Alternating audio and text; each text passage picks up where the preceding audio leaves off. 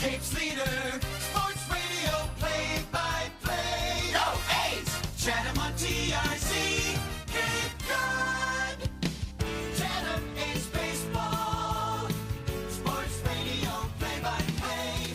Let's go A's! Wooden bats through the fog, playing under the lights. The stars of tomorrow shine tonight.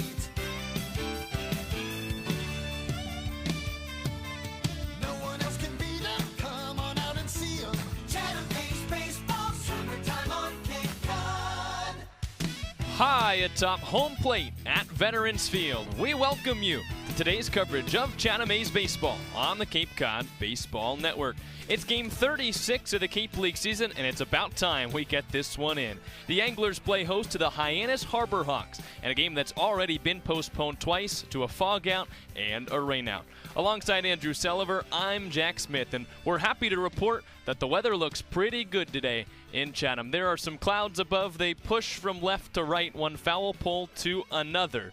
But it looks like, for now, Andrew, we have good enough weather to play some baseball in, finally. Well, you better hope you didn't jinx it, Jack, but we should be good to go here. Two teams that clinched a playoff berth last night. Now it's all about jostling for position. Anglers are in a good spot as of now to clinch the 2 seed in the East. A's magic number against Harwich to clinch that 2 seed is 2. So with Harwich not playing tonight, Chatham can't clinch the 2 seed in a home game in the first round quite yet, but it could come as early as tomorrow. Meanwhile, Hyannis finds itself deadlocked in a battle between the top 3 teams in the West.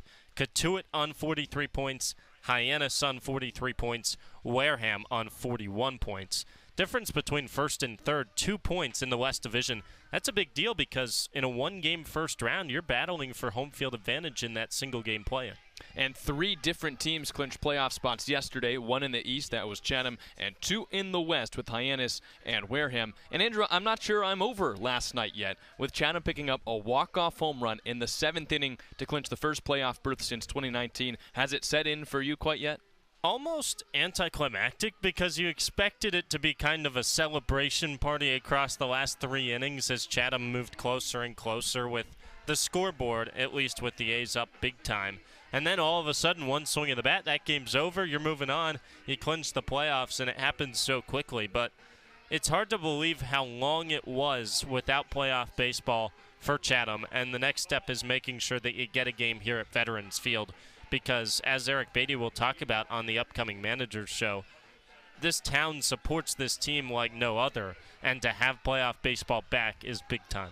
And how fitting to have it yesterday on Volunteer Appreciation Night at Veterans Field as Chatham took down Brewster 13-2, and the A's look to keep their winning ways afloat against Hyannis as the Harbor Hawks come to town. Well, we talked about the magic number being 2. That's either 2 Chatham wins or 2 Harwich losses. Mariners are not in action, could be one or the other, so the A's cannot clinch a home playoff game today, but they can certainly do their end and try and beat the Harbor Hawks tonight, who ride in on a 4-game winning streak. It's finally the A's and the Hawks at Veterans Field. We hope we have the weather to get this one in. It's been over a week since the original game was supposed to be played. As the Anglers Extra pregame show comes up, we'll have the Manager's Show for you as I talk with former Hyannis manager and current Chatham interim manager Eric Batty. Then Catch of the Day is a Texan, Ty Johnson with Andrew Selover. Before we get to the first pitch, Chatham and Hyannis coming up on the Cape Cod Baseball Network. Sports Radio, play-by-play. Go A's! Chatham on TRC. Chatham Bars Inn is Cape Cod's premier 4-diamond oceanfront resort. With 217 luxurious rooms, guests have access to numerous amenities, including a private beach, complimentary children's programs, 4 award-winning restaurants, a new world-class spa, an outdoor pool, and tennis courts. Year after year, Chatham Bars Inn is recognized as one of the top resorts in the world. Chatham Bars Inn and Cape Cod Baseball. Summer fun for the whole family.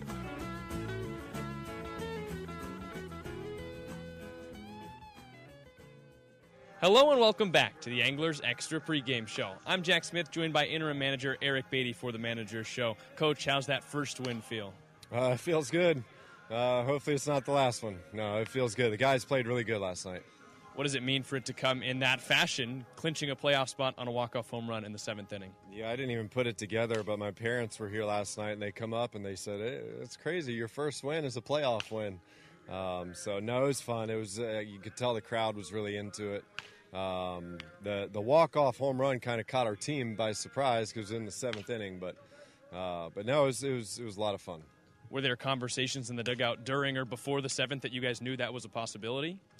Maybe one or the two of the guys. I think I heard Ike say, hey, why don't we just go ahead and score 4 and end this thing? And then it happened. Speaking of Ike, yesterday was his last game. He turned in 3 hits for you. What did he mean to this team this summer? He meant a lot. We talked about it a little bit last night, but obviously a really good catcher, really good hitter. He made pitcher. Every time he got up to bat, it was like a grind on the pitcher. You might get him out, but you're going to have to really work to get him out. But even last night, he showed great leadership this summer. Last night he had a really good mound visit, well-timed mound visit, and then I think the pitcher went out and threw 3 strikes in a row right after the mound visit and got us out of the inning. So obviously a good player, but also a great leader for us. You've been around this league for a while, but it's your first year with Chatham, and you sent Chatham back to the postseason for the first time in 5 years. How does it feel to be able to say that? Yeah, it's a team effort, man. This community is involved in that. The coaching staff, obviously Sheets had the majority to do with that as well. He set a great culture here, and we're carrying it through.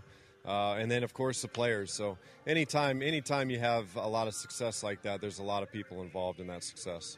What have been your biggest takeaways about this community for your first year in Chatham? They're just so supportive. I know that the board members, all the volunteers, they have well-defined roles, and they take a lot of pride in doing what is asked of them to the best of their ability. And beyond that, beyond just doing their job, they're supportive. They smile a lot, and they're very gracious.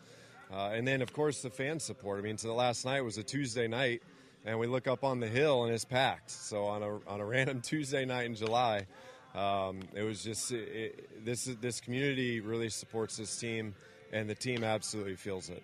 I assume you must have been swarmed yesterday after the game. What were those conversations like? Yeah, it was busy. I mean, a lot of the conversations were with my parents right away, and then all the little kids. There were little kids out here everywhere. So, and then some friends reached out as well, but. It was good. It was a fun time. Jack Smith here with interim manager Eric Batty on the Manager Show. Coach, you were with Hyannis for a couple of years as the manager. What do you remember most about your time in Hyannis? The players. We had really fun players, a lot of great players, fun players, and then we had a great coaching staff. So, again, there's some great people over there as well. So you remember the volunteers from over there, some of the host families that support that organization. So lots of great memories from Hyannis. You gave the ball back to Quinn Holt today on the mound. What did you see from him in his first start? Boy, I think that was 10 days ago, so I'm going to have to go back. He threw the ball well. I think he if I could remember correctly, he kind of lacked the swing and miss pitch. He worked ahead in a lot of counts, and Hyannis has a lot of good bat-to-ball guys that don't strike out a lot, so it's important to get ahead. Then it's nice to have that pitch to put him away with. So I know he's thrown a couple bullpens and has worked on making those put-away pitches a little bit more crisp. What extra challenges does an offense that doesn't strike out present? They make you throw a lot more pitches. It's important to work ahead of those teams, and against a team like that, you're trying to make them put the ball in play in the first 3 pitches. If you can make them put the ball in play in the first 2 to 3 pitches, your chances of getting a miss hit is way higher. You give those guys 5, 6, 7 pitches to barrel the ball up, they're probably going to barrel it up. So working ahead, trying to throw pitches in and around the zone enough to induce early contact is your best chance to get a team like that out. You were anticipating more energy yesterday. Did you get it? We got it. Yeah, you saw it. I think everybody saw it. Everybody felt it. I knew yesterday was going to be a good night. Chatham was certainly energetic after a walk-off win in the 7th yesterday to beat Brewster, and they take on the Hyannis Harbor Hawks tonight. Eric, thanks for the time. You're welcome. That'll do it for us here on the Manager Show. We'll send it back to Andrew Selover as the Anglers Extra pregame show continues. Jack Eric Batty coming off his first win in charge of the Anglers last night, snapped a 4-game losing streak and got the A's back in the win column and on top of that, clinched a playoff position. A's try and keep it going tonight against Hyannis. First pitch coming up in just over 10 minutes. When we return, we've got Catch of the Day with Ty Johnson out of Baylor. That's coming up next here on the Cape Cod Baseball Network. Anglers Extra. Chatham on TRC. Cape Cod. Sweet Tomatoes Pizza, located right around the corner from Veterans Field at 790 Main Street in Chatham. Pick up a pie on your way to the game or grab a calzone before first pitch. The dough for their specialty pizza is rolled right before your eyes. Eat in or take out, 11 a.m. to 9 p.m. and sometimes later. Call 508-348-0200. See their full menu online at sweettomatoescapecod.com. Sweet Tomatoes, a Chatham pregame tradition. Welcome back to the Anglers Extra pregame show. Andrew Selover alongside Ty Johnson for Catch of the Day out of Baylor. Ty, you have fun last night? Yeah, that was a good game last night. I mean, anytime you can get out of here in 7 innings, it's always a good time. But it was good to see the offense blow up like that, and the pitching shut them down when they needed to. What do you think led to the offensive explosion last night? We were just playing loose. I mean, the past couple games, you can kind of tell guys were tensed up a little bit, but we just let it go last night. And something that Beatty said, he was just like, fun comes first, and I think we were having some fun last night. Pretty good post-game meal to celebrate? Oh, that was fantastic. Fantastic. We got some steak, mashed potatoes. I mean, that was pretty good. Pretty good. All right, I've got a guest question. It comes from Kyle Lodise. I feel obligated to ask it. What's it like to live with Kyle Lodise? Man, that dude's just an all-star person. He's an all-star person. I mean, he's up at the crack of dawn. He's ready to go, making his eggs. He's a good guy to live with, good roommate. Does he wake you up extra early? You know what, man? Sometimes he does, sometimes he doesn't, but he's always up and ready to go. What's the host family experience been like for you across a couple weeks here in Chatham? It's been good. We're super thankful to have the host families been taking care of us while we're out here. And obviously, I got a great set of roommates. With Lodi, Murph, and Lucas. So we're a good little squad over there. Murphy Brooks, Lucas Hartman, alongside Kyle Lodise, and Ty Johnson as a host family unit together here in Chatham. What have been your first impressions in your time here in Chatham? I love being out here. I mean, anytime you can surround yourself with the best talent possible, it's a great opportunity to just get better at the game. And obviously, through the levels that I've been through, this is obviously the most talent that I've seen on a baseball field. And swinging a wood bat, seeing the pitching that we're seeing, it's definitely making me a better baseball player. How have you adjusted since you first got here? The first couple games, I had to get my timing back a little bit. Took a month off seeing live pitching, but now that I'm kind of getting in the groove of things, I'm starting to have a little bit more fun. What do you think goes into this group's whole fun as a group? What goes into all that energy? I think it's just team chemistry, just like in that time that we're not taking BP, we're not practicing, we're not playing, just hanging out with the guys, even away from the field. I think that our chemistry and just hanging out together, that's what makes us good. What have been your favorite spots to go away from the field here in Chatham? Chatham Moods. That's a good spot. That's a good spot right there. So we usually go there after we're done lifting, just get a bite to eat before we come to the field. That's a pretty good spot. Coming down to the last week here on Cape Cod, what are you still looking forward to doing off the field? You know what? I still haven't been to the beach yet, and I need to go check it out, see what the Cape Cod beaches are all about. So I got the family in town this week, so hopefully go check that out soon. I don't think you can come to Cape Cod and not visit a beach. I think that has to be on the bucket list. I need to see it at least once. You got all the trees, so you can't exactly see the ocean, but I'm ready to go out there and check it out. You mentioned your family coming up here to watch you play here in this last week. What's it mean to have them up here on Cape Cod? Obviously, it brings a sense of comfort, just so far from home, from Texas. So having them come up and seeing them in the stands, it obviously makes me a lot more comfortable on the field, just have that little piece of home here. Have they been to Cape Cod before? No, they have not. They have not. Pretty far from home. What did you tell them? I told them that it's a good time up here, Obviously, none of them have ever seen it, so I'm ready for them to experience it like I'm experiencing it. Once this season ends, you head back to Baylor for the fall. What do you like most about the Bears coming into next season? I like how close that all the guys have gotten.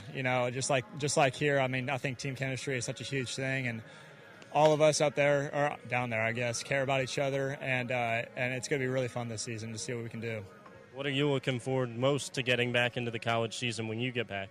I'm looking forward to being a leader on the team. I'm going into my senior year. I've had a chance to lead a team in junior college. Being a sophomore, that's the highest age you can get up to there. But being a senior, being a leader on that team, it's definitely going to bring a new challenge to baseball. What do you think the biggest aspects of being a leader on a team is like? I think just holding guys accountable, but also towing that line of like being their friend and also pushing them to be a better baseball player and better person.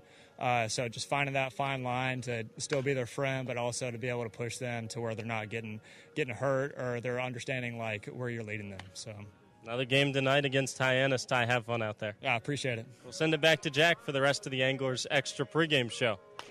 All right, Andrew, first pitch coming up between Chatham and Hyannis here at Veterans Field, and a makeup from a week ago. But before we get there, we'll send things down to the national anthem. And for that, here's Peter Burns. Please rise for tonight's national anthem. Joining us for tonight's national anthem is Mia Lyons. She's a Monomoy Middle School student, and she's going into the 6th grade. With tonight's national anthem, Mia Lyons. Oh, say, can you see by the dawn's early light what so proudly we hailed at the twilight's last gleaming, whose broad stripes and bright stars through the perilous fight o'er the ramparts we watched were so gallantly streaming, and the rockets' red glare, the bombs bursting in air, gave proof through the night that our flag was still there. Oh, say does that star-spangled banner yet reign o'er the land of the free and the home of the brave? The national anthem performed at Veterans Field ahead of first pitch between Chatham and Hyannis. We'll get you there, but first we take one more break. The Anglers and the Harbor Hawks meet for the final time coming up next. Anglers Extra. Chatham on TRC. Cape Cod. Year after year, Cape Cod League Baseball and Chatham Bars Inn have been synonymous with summer on Cape Cod. The Inn has offered clam bakes, beachside barbecues, and oceanfront dining since 1914. The new Beach House restaurant at Chatham Bars Inn is open daily for breakfast, lunch, and dinner. Visit Chatham Bars Inn at www.chathambarsinn.com. Chatham Bars Inn and Cape Cod Baseball. Summer fun for the whole family.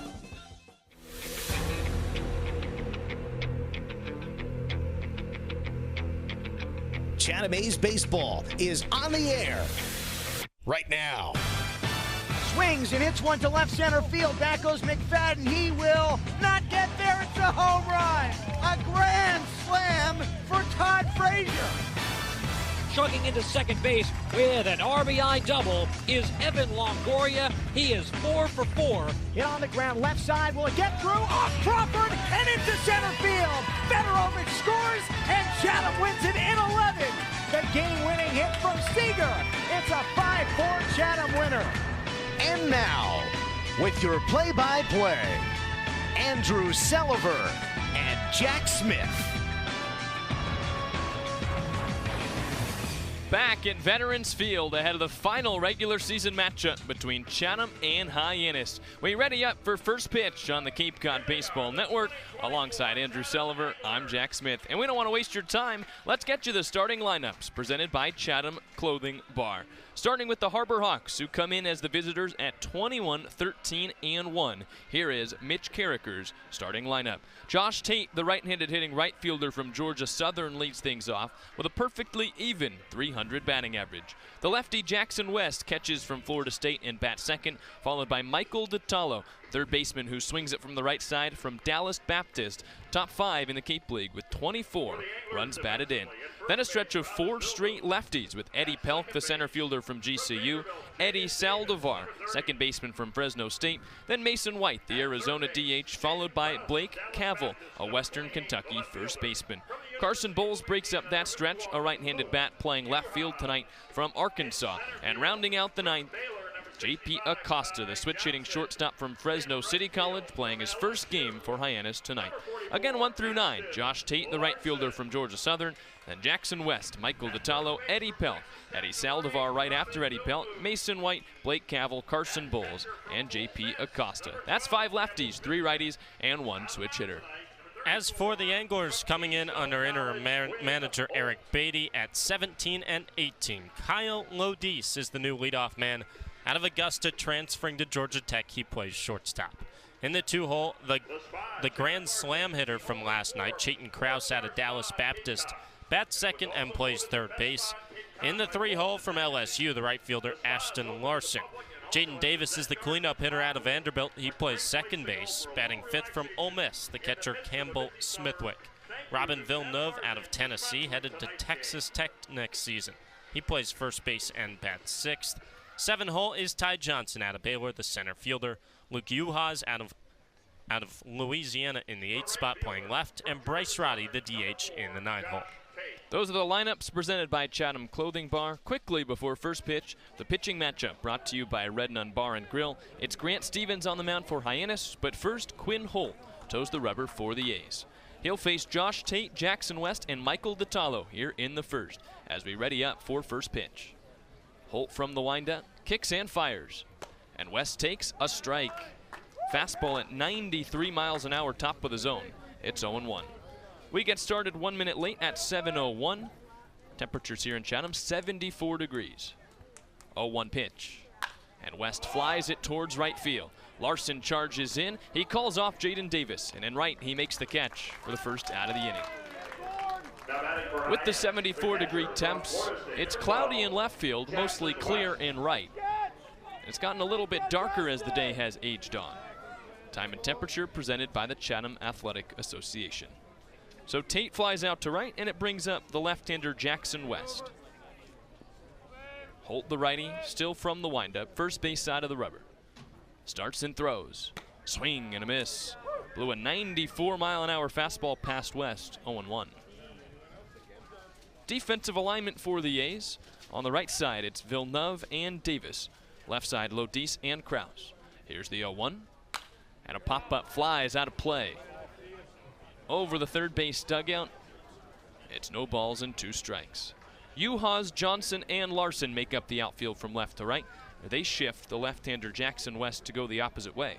And doing the catching, putting down the 0-2 signs, is Campbell Smithwick. Holt shakes him a couple of times, fiddles in his glove. He's got the one he wants. Here's the 0-2. High with a fastball, 1-2. Defensive alignment brought to you by our friends at Short and Sweet Ice Cream. So 1-2 now on Jackson West. As Holt delivers. And it's chopped on the ground towards second. Davis has it. He throws to first, and he gets him. Low fastball gets West to roll over. He tried to pull the outside pitch, and he's the second out of the first inning. Our umpires tonight, presented by Chatham Paint and Hardware. Jeff Merzel calls the balls and strikes behind home plate. Matt Newman's up the first base line, and Mike Rabideau keeps third base company. Here's Michael DiTallo with 2 outs and the bases empty. Scoreless here, top of the first at Veterans Field. Holt comes home, and DiTallo takes a strike. No balls and 1 strike on a 92-mile-an-hour dart outer edge. Infield plays back against the powerful righty DiTallo. Here's the 0-1. Lined foul. Back to the screen, and Holt again is ahead in the count, 0-2. Jack, exactly what you talked to Eric Batty about in the manager's show. Attacking the zone, throwing strikes early, forcing early swings. It was all fastballs until that splitter to DiTallo. We'll see what he goes to ahead in the count, 0-2. Sets from the windup, the pitch. High with a fastball, 1-2. Ran it up there at 93. And he's opened up the whole rest of the strike zone. As the sights set high, he can go low or right back to that spot. The 1-2. High with a fastball again, 2-2. He tried the same pitch and he missed just above the zone. 10 pitches now for Holt, 2 balls and 2 strikes with 2 outs and nobody aboard. Looking to finish a 1-2-3 first. He pitches. Swing and a miss, he struck him out. Smithwick picks up the splitter. He tags out to Tallow with a baseball in his bare hand, and that finishes a 1-2-3 frame for Quinn Holt. He gets Josh Tate to fly out to right, Jackson West to bounce out to second, and he strikes out Michael DeTallo for the 3rd out of the inning. Means it's no runs on no hits, no errors in the field, and no runners left on base. We head to the bottom of the 1st with Chatham coming to the plate for the first time, still scoreless here at Veterans Field. It'll be Lodise, Kraus, and Larson taking on Grant Stevens. It's Chatham and Hyannis. Stick with us on the Cape Cod Baseball Network. Sports Radio, play-by-play. Go A's, Chatham on TRC.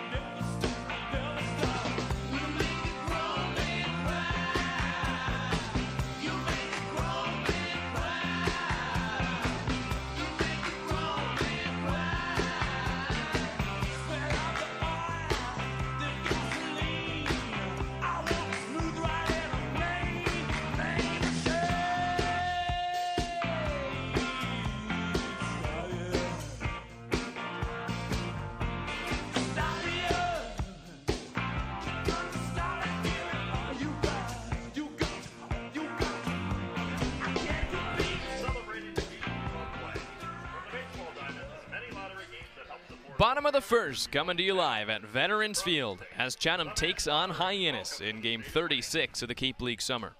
A's come to the plate for the first time with Kyle Lodise, Chayton Kraus, and Ashton Larson set to lead things off. They'll face the lefty starter Grant Stevens from Oklahoma, a 5'10", 185-pound senior who toes the slab for Hyannis. Clad in his blue jersey, Hyannis orange script across the front. He scales the back of the mound, steps on the rubber, and works from the windup. First pitch to Lodise is taken low with a changeup. 1 ball and no strikes. Lodise and Kraus in the 1 and 2 spots, both right-handed bats, with Larson due up third, a lefty. 1-0.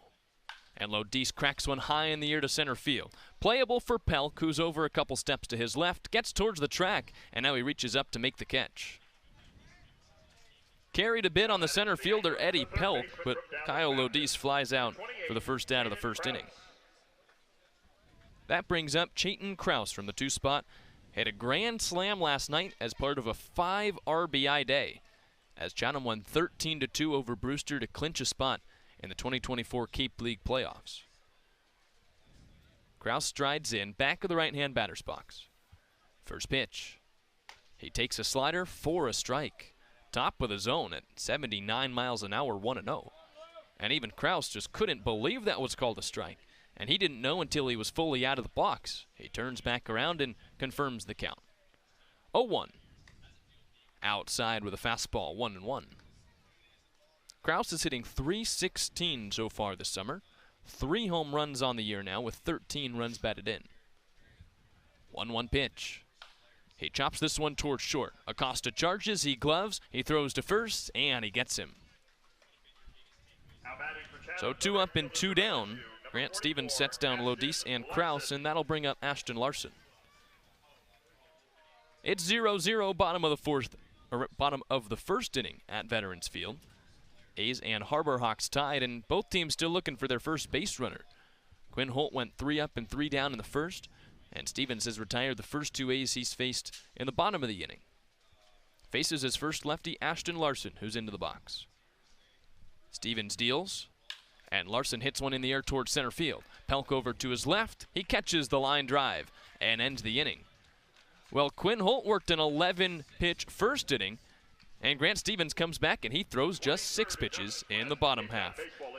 He faces 3 batters, and it's no runs on no hits, no errors in the field, and no runners left on base. Means that both teams go scoreless in the first, and we head to the second. Eddie Pelk, Eddie Saldivar, Mason White coming up. Holt back out for the top of the second on the Cape Cod Baseball Network. Chatham on TRC, Cape Cod.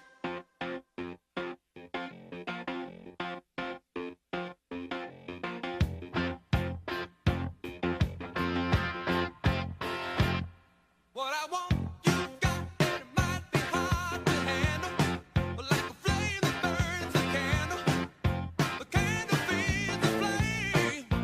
Yeah, yeah, what I got, full stock of thoughts and dreams to scatter, and you pull them all together, and I can't explain. Oh yeah, well, you make my dreams come true.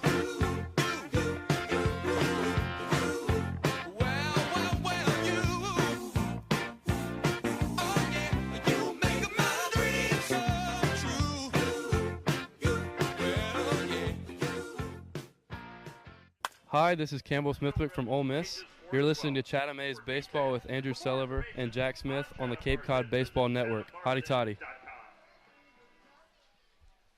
Time for the top of the second on the Cape Cod Baseball Network. A's and Harbor Hawks scoreless after 1. And Hyannis sends Eddie Pelk, Eddie Saldivar, and Mason White to the plate against Quinn Holt. That is all 3 left-handed hitters against Chatham's righty starter. And it starts with Pelk, the center fielder from GCU. Third baseman Kraus watches a bunt. Here's the first pitch. Pelk takes a strike. Fastball pops the mid on the outer half, 0-1. Holt went 1-2-3 in the first. Got a fly out, a ground out, and then struck out Michael Detallo to end the inning. He comes home 0-1 and hits the inside corner with a fastball, 0-2. Pelk's a .267 batter so far this year, 3 runs batted in. And the 0-2 pitch. He slices it towards left, falling in front of Uhas, down for a base hit.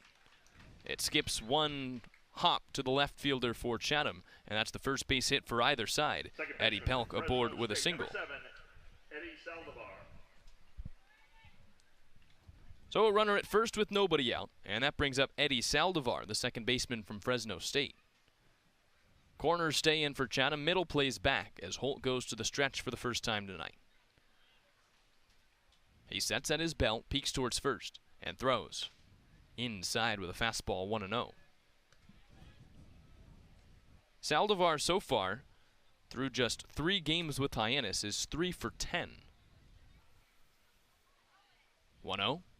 He breaks his bat on a roller towards first. Villeneuve's got it. Goes to second for 1. Relay back to first. Off the bag. With Holt covering, he had to leave the bag with his foot. And so Saldivar beats it out to make it just a 1-out fielder's choice. Designated hitter from the University of Arizona, number 9, Mason White. So a runner still at first, now 1 out in the inning. And Hyannis sends Mason White to the plate. That was a ground ball towards first that Villeneuve, touted prospect out of Arizona, has really struggled so far on the Cape this summer. 1-0 pitch. He takes a slider outside. 2 balls and no strikes. Despite being a first-team All-Pac-12 selection for the Wildcats this year, White's hitting just .169 for Hyannis. Has notched 2 home runs and 11 RBI. 2-0 pitch. Inside, 3 balls and no strikes. Fastball misses this time for Holt. But overall, White hasn't been able to translate his skills at Arizona or the skills he's expected to have in the draft to his summer on the Cape. 3-0 on the way. High for ball 4. And an easy bat flip walk for Mason White. He sees 4 pitches, couple of them close, couple of them not so close. And he makes it first and second with 1 out.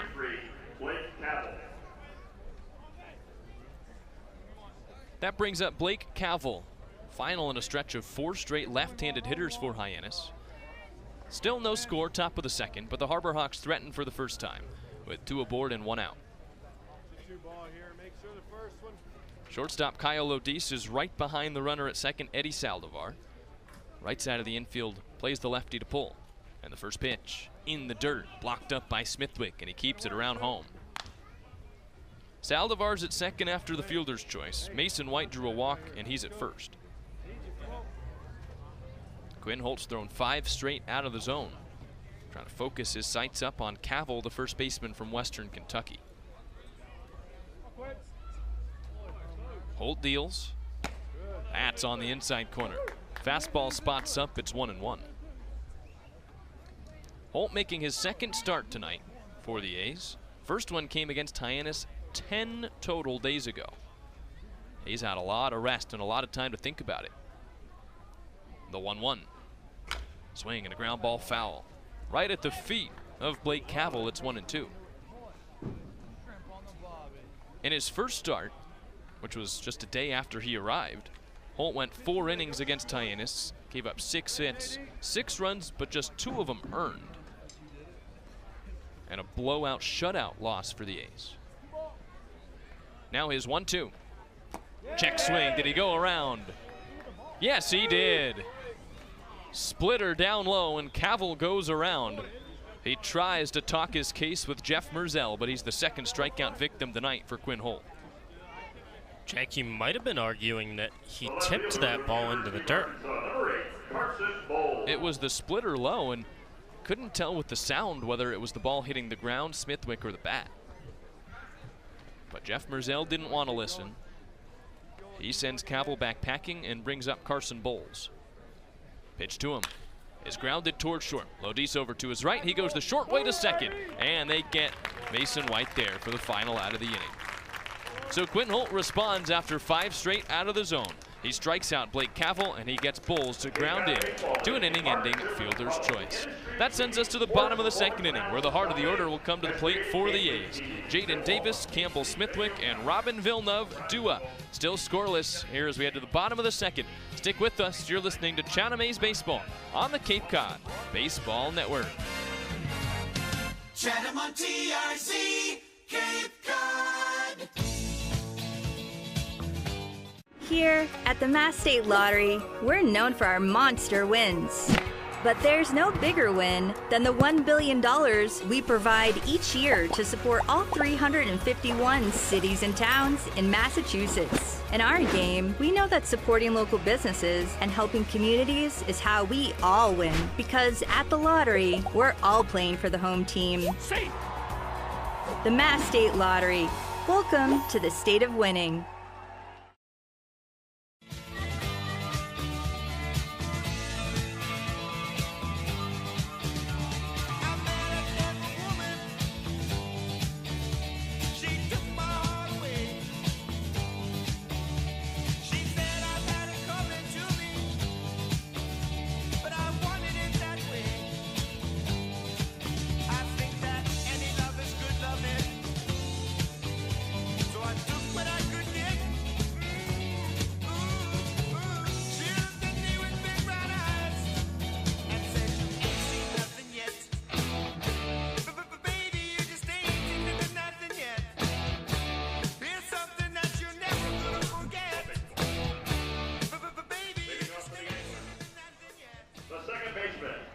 Heart of the order to the plate for the A's in the bottom of the second with no score on the board between Chatham and Hyannis. Jaden Davis, Campbell Smithwick, Robin Villeneuve due up as Grant Stevens heads back out onto the hill for his second full inning of work. Looks at Jaden Davis, the right-handed hitting second baseman, swinging it from the cleanup spot. And the first pitch is taken for a strike. Change up on the outside corner from the lefty Stevens, 0-1. Jaden homered last night. The 0-1 pitch. He pops it up foul here, so it's 0-2. He led off the 7th inning with a home run, and that put Chatham within striking distance of a run rule, and Luke Uhas supplied the rest of the power. Stevens set from the windup. Here's his 0-2, and Davis chops it foul. Towards the third base dugout, it rolls to the bat boy, 0-2. Part of a 1-for-4 day for Davis. his second home run of the summer, to go along with a .219 average and 11 runs batted in. Another 0-2. High for ball one. Flies out, and that means it's 4 up and 4 down to start the outing for Grant Stevens, senior left-hander from Oklahoma, making his 3rd start tonight for Hyannis. Hasn't gone deep into games so far, just averaging 3 innings a start, but has only given up 2 earned runs and has struck out 9. First pitch to Smithwick. He slaps it the other way, towards left but right at Bowles, who's over to his right, and he catches the line drive for the second out of the inning. Now batting for Chatham, the first baseman from Texas Tech. Andrew, seems that the plan is pretty obvious for Grant Stevens. He's going to go right after these A's and make them put the ball in play. He might be on pace to throw a complete game right now the way he's moving. 6-pitch first inning. 6 pitches so far for 2 outs in the second, as Robin Villeneuve comes up. Lefty pitcher against the righty batter. No score, bottom of the second. And the pitch on the outside corner. Fastball at 87, 0-1. He's gotten a couple flyouts to center. Fly out to left and a ground ball. 0-1. Outside to Villeneuve, 1-1.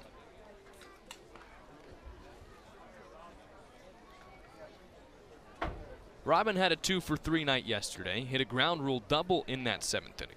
A .229 average to his name. Robin Villeneuve draws a walk, and he's the first A to reach base against Grant Stevens. And that'll send Ty Johnson to the plate. Johnson's a left-handed hitting center fielder for the A's. He's the first guy to come to the plate with a runner aboard. Villeneuve at first, 2 outs in the inning. And no score up yet between Chatham and Hyannis, bottom of the second. Stevens to the stretch for the first time. And the pitch. In the dirt, it skips away from West. And Villeneuve can trot easily to second base. He moves the 90 feet into scoring position for Ty Johnson, and it's 1-0. Johnson had a hit last night and a 1-for-4 day. So far, sets his feet, he throws to first, and they got him. Late call from Matt Newman at first, and if he said safe, Villeneuve might have been all the way around to score. But instead, the A's get no runs on no hits in the inning, no errors in the field, and 1 runner left on base. So we go to the 3rd, still no score between Chatham and Hyannis. It'll be 9-1-2 as Quinn Holt is back out on the mound for the A's. Acosta, Tate, and West due up when we come back. You're listening to A's Baseball here at Veterans Field. Chatham A's on the air.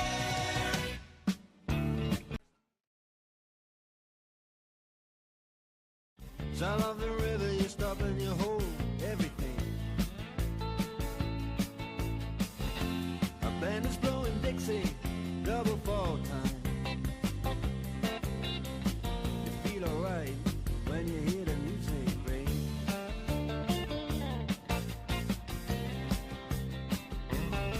Well, now you step inside, but you don't see too many faces.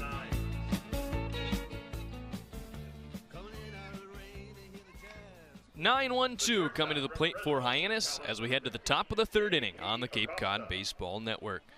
No score yet between Chatham and Hyannis, and the Harbor Hawks send J.P. Acosta, Josh Tate, and Jackson West up against the righty Quinn Holt.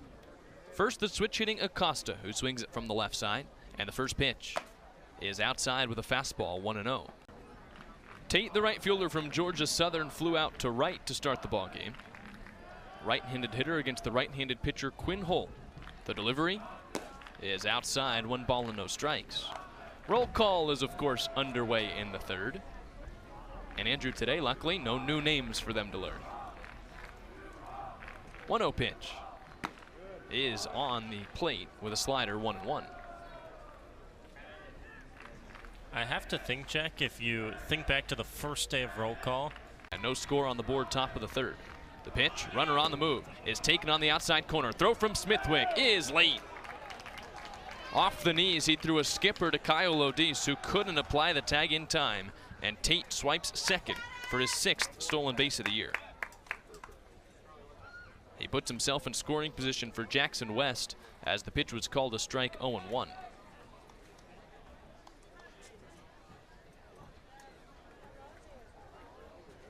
So now Quinn Holt from the stretch with a runner in scoring position. Looks there and deals. And it's slapped towards left, tailing away from Uhas, down a base hit. He picks it up, he throws, and it's to the plate. The tag is in time. Sure didn't look like Campbell Smithwick had much of a chance as the throw was up the line. But he got the ball, he twisted his body, and he tagged the back of Josh Tate around third heading home. An outfield assist for Luke Uhas, second out of the third inning.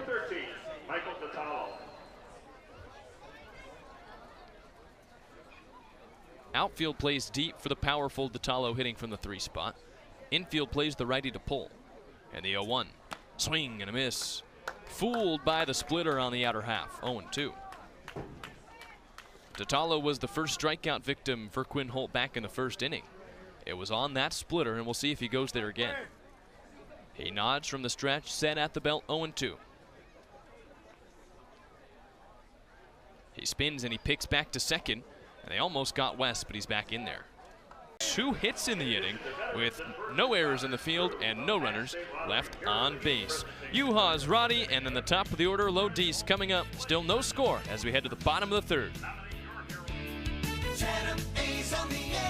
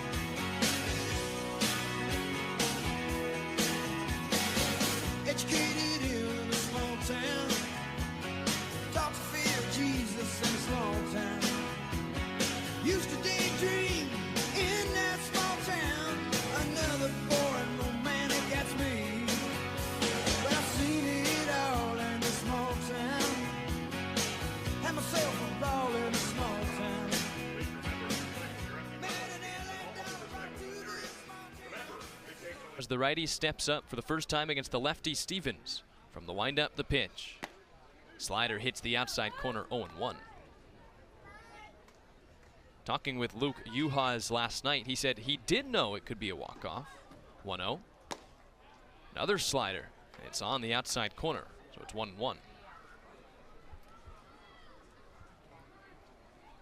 Throw, I thought, on that from second base, Jack. Almost a lob over to first from Saldivar. I think if he gives that 100% to first, he gets the out. It was a sidearm kind of sling that I think he felt confident that Luke Uhas wouldn't be as quick as he was up the line. But he's aboard with nobody out. And the 9-hole man Bryce Roddy comes up. Corners in, middle back, pinched up the middle. And a pick goes back to first. Stevens almost throws it away. And Uhas is back to the base with ease. Ruled a hit on the play, so that's the Anglers' first base knock of the day. Luke Uhas has an infield single. First pitch to Rod. He squares to bunt, and he takes. They say he went around with the bunt. Andrew, sure looked to me like Roddy brought that one back. I thought it might have been a strike on the outside corner, but he's rung up for the swing by Jeff Merzell. So now it's 0-2 with one out, or rather no outs and a runner at first.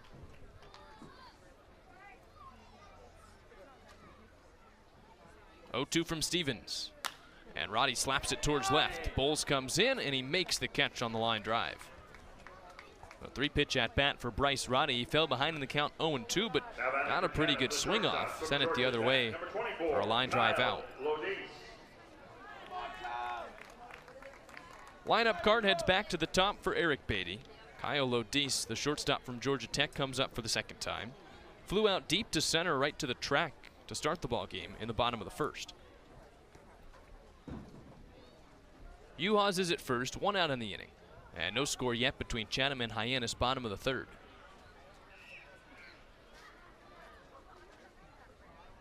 Stevens picks, and Uhas dives in.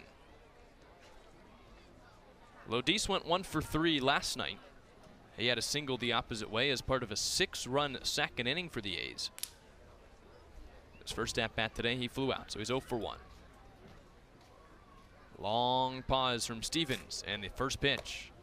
Changeup low, 1 ball and no strikes.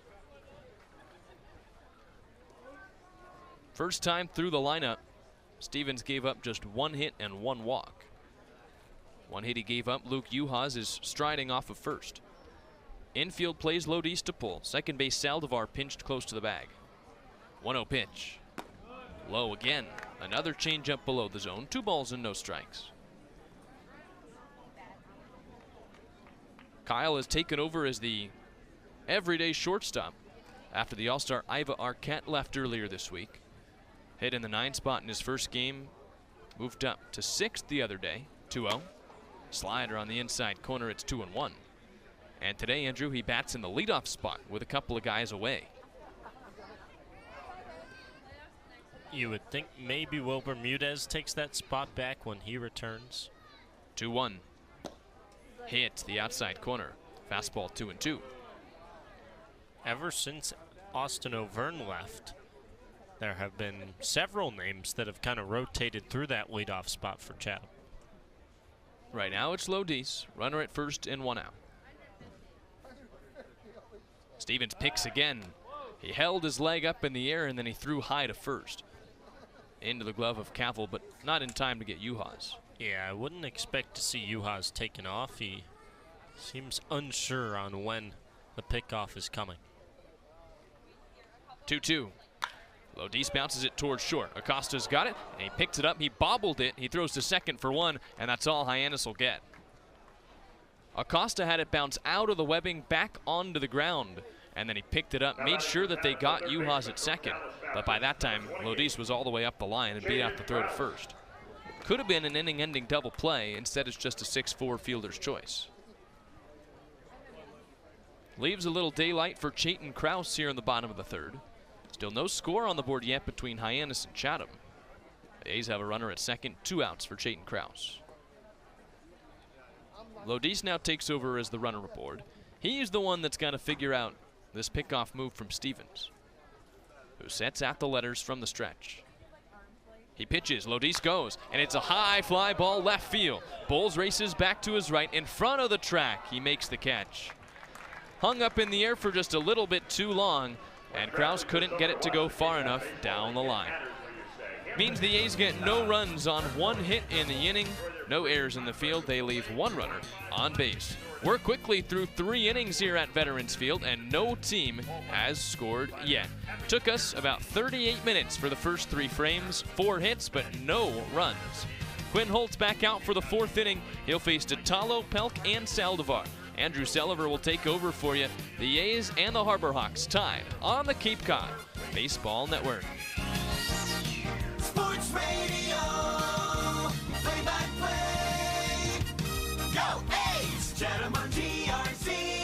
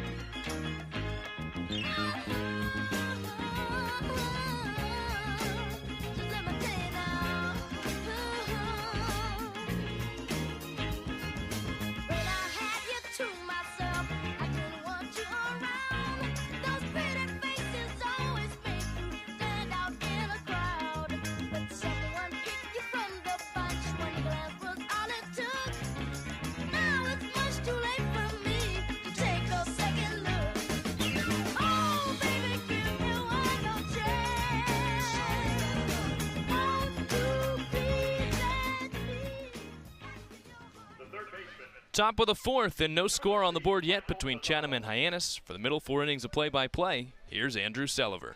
All right, Jack. Michael Ditalo back to the plate against Quinn Holt. Leads things off. First pitch of the 4th is in the dirt, ball 1. Ditalo was at the dish when Jackson West was caught stealing third base to end the 3rd. 0-0 Chatham and Hyannis, the pitch. Bouncer foul back behind the plate. 1 ball, 1 strike. DeTalo teammates with Chayton Krause. He's a Dallas Baptist Patriot. Krause with the red arm sleeve, hand to the face, back behind the third base bag. 1-1. Dribbler over to short. Lodis charges on the grass. He throws high to first. It's up the line. Smithwick from behind the plate is hustling to back it up, and it keeps DeTalo just at first base.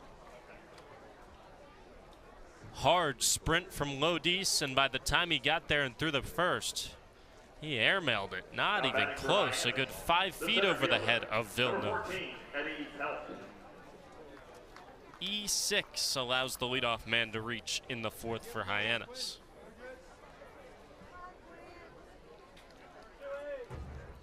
Jack, you rarely see a catcher hustling that quickly to first. But Smithwick probably saves 90 feet for the A's. Exactly what I was going to say. Brings up the lefty Eddie Pelk, the pitch. Breaking ball lands for strike 1.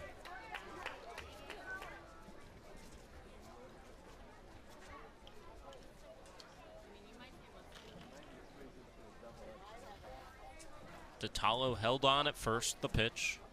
In tight, he spins out of the way of it. At third, Krause is on the edge of the infield grass, protecting against a bunt.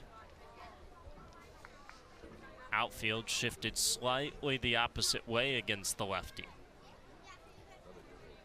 1-1. At the knees, strike 2.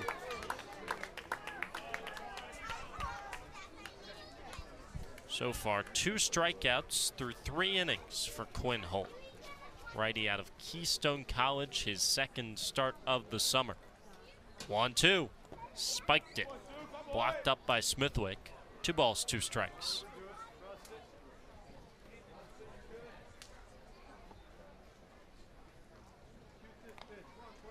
Jack, it was a long time off for the starting pitcher, Quinn Holt. He just kept getting pushed back and pushed back. He was probably scheduled to start 2 or 3 days ago, but he had his start pushed back all the way to today. 2-2. Caught a piece of the inside corner. Sit down. Strike 3 looking. First out of the 4th sends Pelk back to the bench. Yeah, it's interesting to have to wait a long while because you toe the line between the benefits of having days off to rest your arm, but the rust that comes up when you wait a little bit too long. Holt's first start was also against Hyannis. First pitch is a strike on the outside corner to Eddie Saldivar.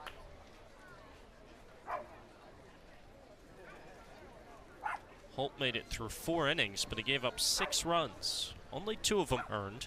0-1. High and tight. 1 ball, 1 strike. So far, he's given up 3 hits. He's been helped out by his defense other than the error to start the 4th. And he's kept Hyannis scoreless. He checks in on DeTalo at first. 1 on, 1 away. 0-0 Chatham and Hyannis, top of the 4th inning. Pitch. Tipped into the mitt. 1 ball, 2 strikes.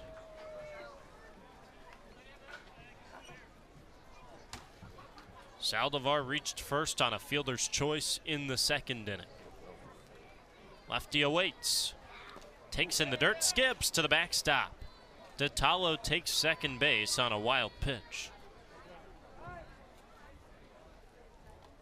3rd straight inning where Quinn Holt has to work with a runner in scoring position. And that was an errant slider, which in baseball is one of the toughest pitches to control. Even the guys who have a good one sometimes will spike one.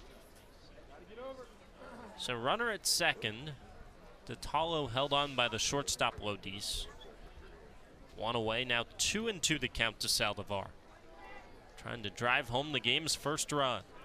Holt from the stretch, he deals. Swing and a miss. Back-to-back strikeouts from Quinn Holt. That's number 4 on the day, and there's 2 away in the top of the 4th.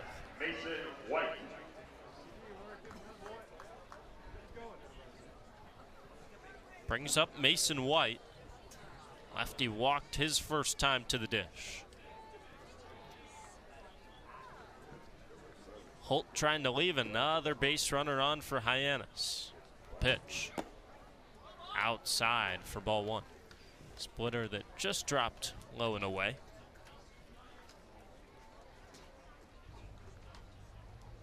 White, a 300 hitter at Arizona this season.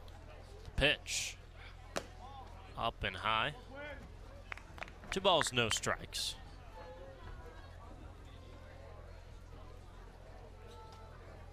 Wildcats ran the table in the Pac-12. And then a stunner in the Tucson Regional. Lost 2 in a row.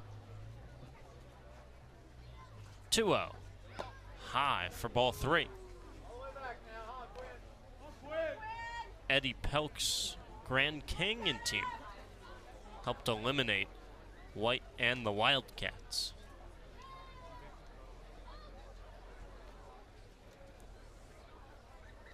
Three-0. Inside ball 4. Second plate appearance tonight, second walk for Mason White. There's 2 on and 2 away. Brings up Blake Cavell.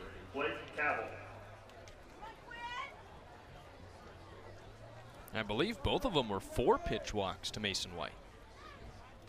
This spot a walk, not the worst thing. Does set up a force at any base, and especially at third, that can be useful for a ground ball to Jaden Krause.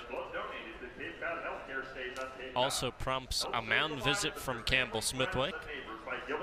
Battery having a quick talk over on the mound. Small crowd tonight at Veterans Field. Nothing like we saw last night. This game not originally on the schedule, so you can understand why. Second attempt at a makeup between Chatham and Hyannis. In the top of the 4th, 0-0. First and second, 2 away. First pitch to Cavell. Low and away, ball 1.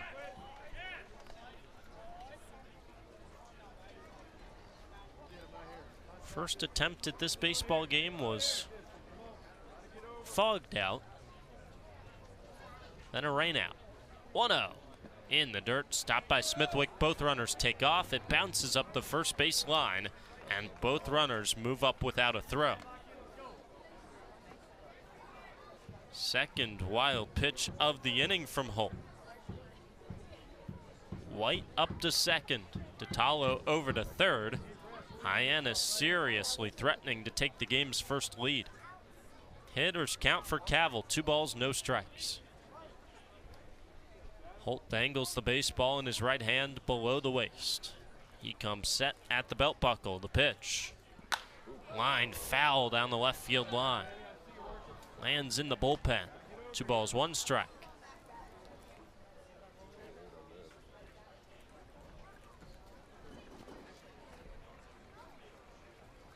Cavell readjusts the batting gloves.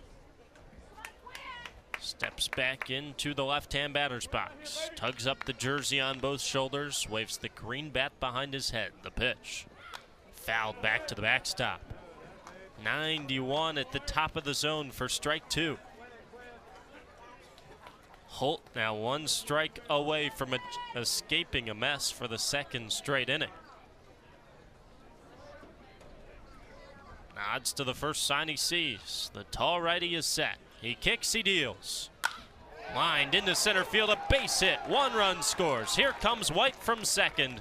No throw to the plate. Blake Cavell was starting to see Holt well with a couple of the foul balls. Both runs will go down as unearned after the inning started with an error on Kyle Lodis. 1-0. Slider low and away. 2 balls, no strikes.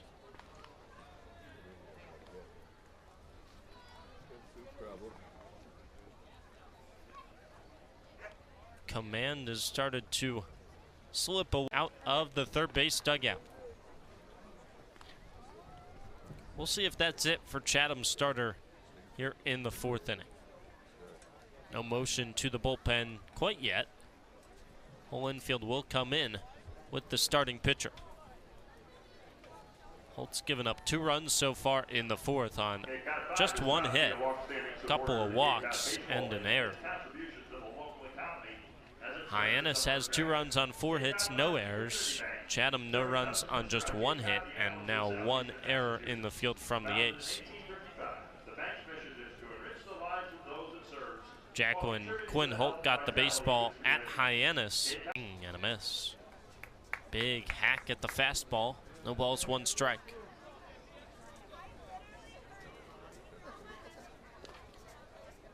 Bowles at first, Cavill at second. 2 runs in, 2 away. 0-1. Splitter in the dirt. 1 ball, 1 strike. Acosta flied out to left field his first time to the plate. First start of the summer for the lefty. Pitch in the dirt, 2-1.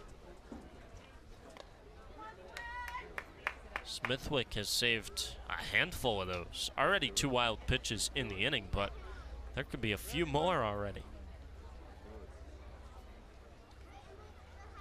Lifted into shallow center field.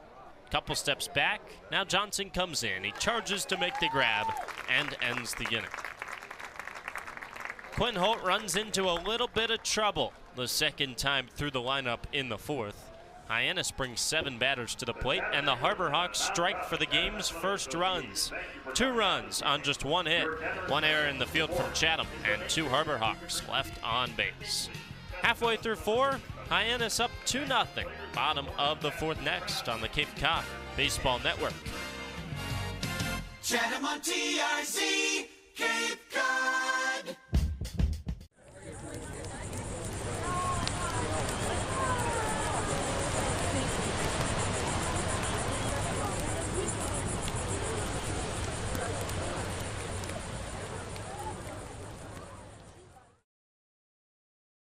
Think of all the things, what you're doing, and in my head I paint a picture.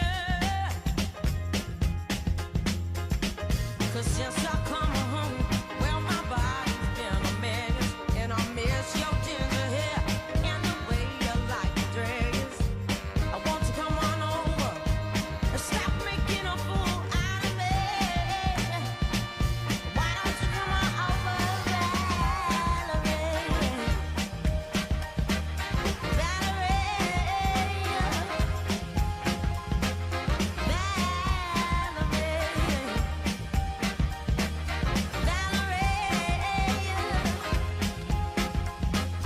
Did you have to go to jail?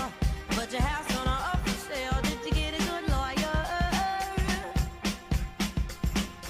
Hope you didn't catch a 10. Hope you found the right man who'll fix it for you. Heart of the order due up in the bottom of the 4th for Chatham. Anglers trying to bounce back after a 2 spot in the top half of the 4th for Hyannis. 3, 4, and 5. Ashton Larson to lead things off for the A's. Harbor Hawks up 2-0 on the Anglers. Grant Stevens back on the mound. 4th inning of work for the lefty starter out of Oklahoma. Kicking the first pitch in the dirt. Larson flied out to deep center field his first time to the dish.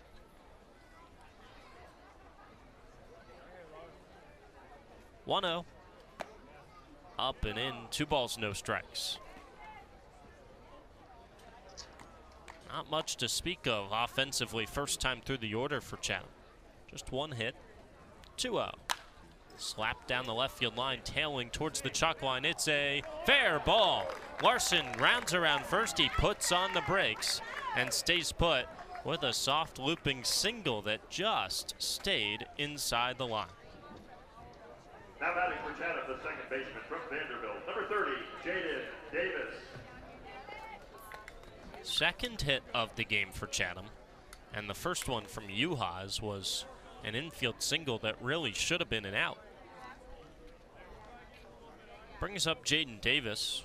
1 on, nobody down.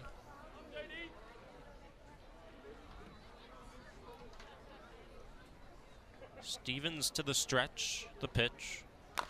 Bouncer foul up the third base line.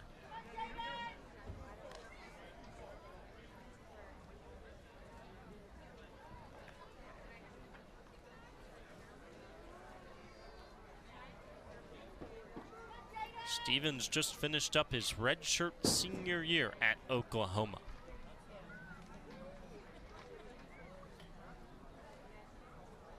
Pick off to first, not in time. 4.50 earned run average this season. 5-1 record for the lefty with the Sooners. 0-1. Slapped on the ground through the right side, of base hit. Larson goes first to third. The throw from right field is not in time. Davis takes second with the throw into third base. And the A's have got him in scoring position with nobody out in the bottom of the fourth. Aggressive base running pays off. Josh Tate was to it quickly in right field, and he wasn't too far away from third. He was halfway between his normal position and the infield dirt, and his throw was just up the line.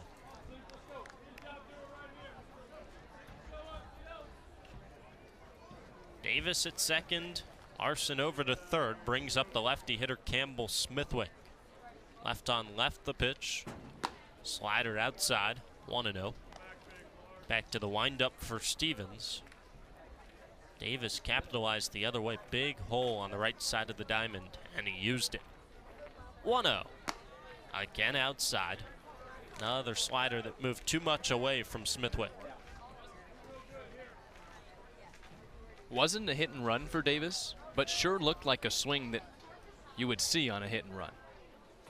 2-0. Catches a piece, top of the zone. Fastball for a strike. Meaning he just flailed his arms out there and hit a ground ball to second base. Yeah, they were playing him slightly to pull. First baseman holding on the runner at first, so he had plenty of room. 2-1. Low and away. 3 balls, 1 strike.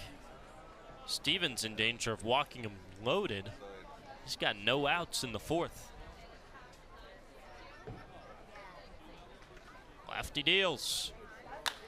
Lined into left center field. Bowles drifts back. Larson ready to tag. Bowles has it. Larson tags up. The throw from left field is not in time. Larson scores standing. Campbell Smithwick drives home Chatham's first run of the game. A's cut the Hyannis lead in half, 2-1 in the bottom of the fourth. Now batting for Chatham, the first baseman from Texas Tech, number 8, Robin Villeneuve. Davis stayed put at second base on the play, so runner at second and 1 out for Robin Villeneuve. Righty batter against the lefty Stevens, and the pitch in the dirt, ball 1. Villeneuve walked his first time to the dish. Only walk surrendered so far from the lefty starter. 1-0. Inside, Villeneuve just got out of the way of a back foot breaking ball. Nearly clipped his feet.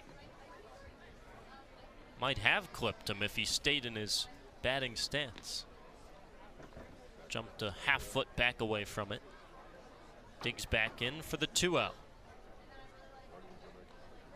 Here it is.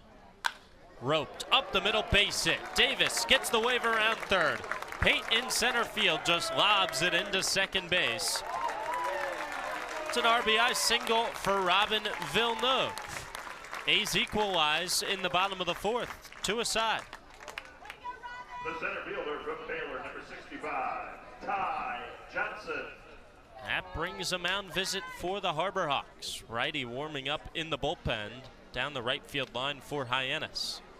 No motion there, but a full infield gathering with Grant Stevens, who also, just like Quinn Holt, has run into plenty of trouble in the fourth inning.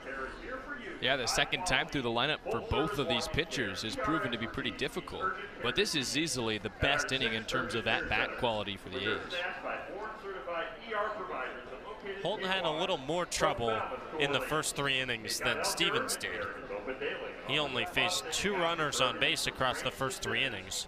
1 on an infield single and 1 on a walk. He's given up 3 base hits in the fourth inning.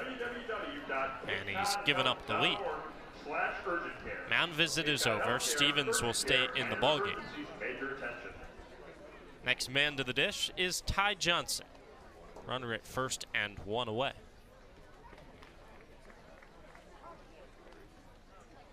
Johnson played slightly to push. First pitch. Lefty swing and a miss.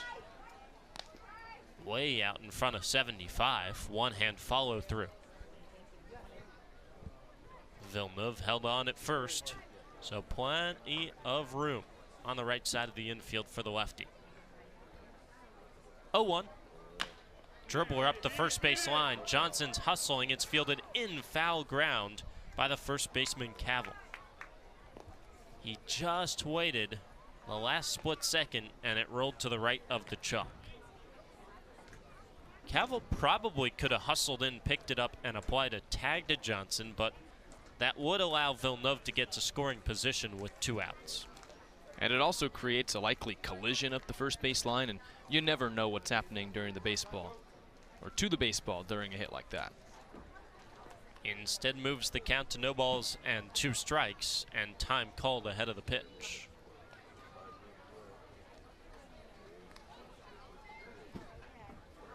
Now we're ready. Point out to Stevens to play. Lefty from the stretch, the 0-2. Bouncer to first, scooped up there. Cavill goes to Dixon, is off, he's picked off. The throw to second base, in plenty of time. They got him. Johnson spikes his batting gloves in frustration. He's retired, and so is the side in the bottom of the 4th. Not before the Anglers strike for 2 runs on 3 hits. No errors in the field and nobody left on base. Chatham responds to a side in the 4th, and we're tied at 2 through 4. Top of the 5th next on the Cape Cod Baseball Network. Chatham on TRZ, Cape Cod. Well, I won't back down. No, I won't back down. You can stand me up at the gates of hell, but I won't back down. No, I'll stand my ground. Won't be turned around. And I'll keep this world from dragging me down. Gonna stand my ground. For Hyannis in the top of the 5th inning. Back to tied 2-2 between the A's and the Harbor Hawks. Quinn Holt stays on the mound for Chatham, trying to go a 3rd time through this Hyannis lineup. Righty faces the righty Josh Tate to lead things off. First pitch. Splitter just missed. 0-1. Through 2 ABs, a single and a flyout for Tate. Offering outside, 2-0.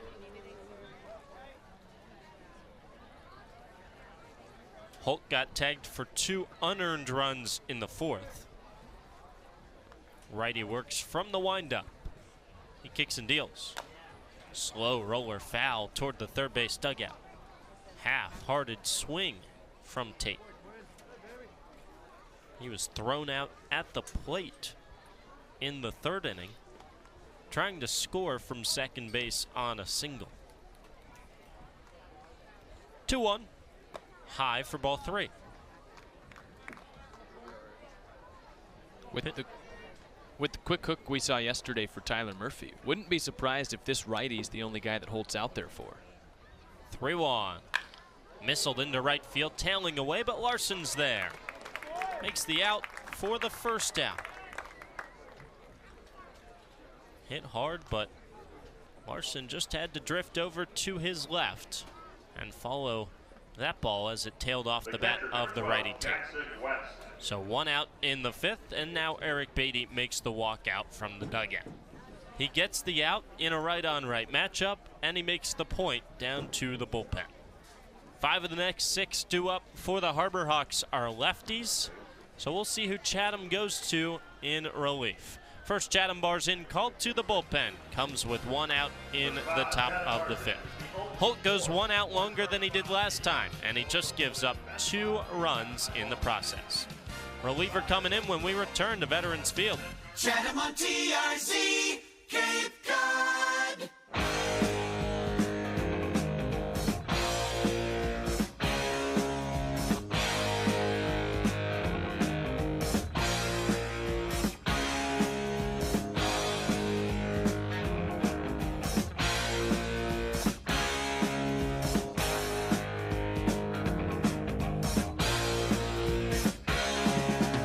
Guess who just got back today?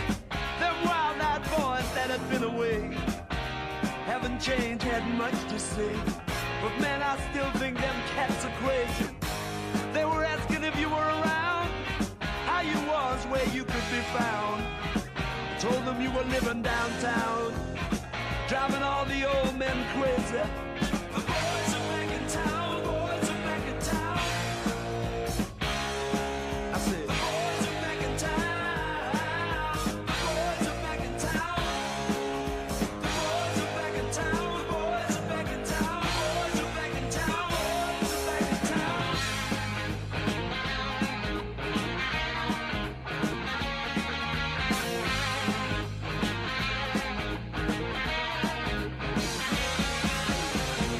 You know that chick that used to dance a lot? Every night she'd be on the floor shaking what she'd got.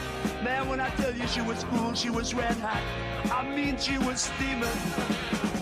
And that time over at Johnny's place, well, this chick got up and she slapped Johnny's face. Man, we just fell about the place. If that chick don't want to know, forget her. The boys are back in town. The boys are back in town. I said, the boys are back in town. The boys are back in town. The boys are back in town. The boys are back in town. The boys are back in town. The boys are back in town.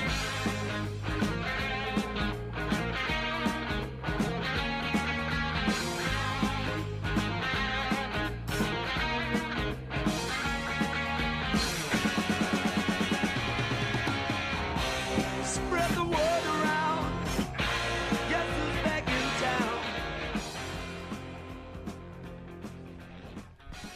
Back in the top of the 5th, the Chatham Barzin called to the bullpen. Ends the day for Chatham starter Quinn Holt. Righty is replaced by a fellow righty. Tanner Franklin is the first man out of the bullpen for the A's. Faces Jackson West with 1 out and nobody on in the 5th. Franklin's first pitch is on the way. It's a fastball, swing and a miss, strike 1. Reared back and fired at 92 on the inside corner to the lefty. West went 1 for 2 against the starter Holt. 0-1. Bouncer foul off the front foot. 0-2.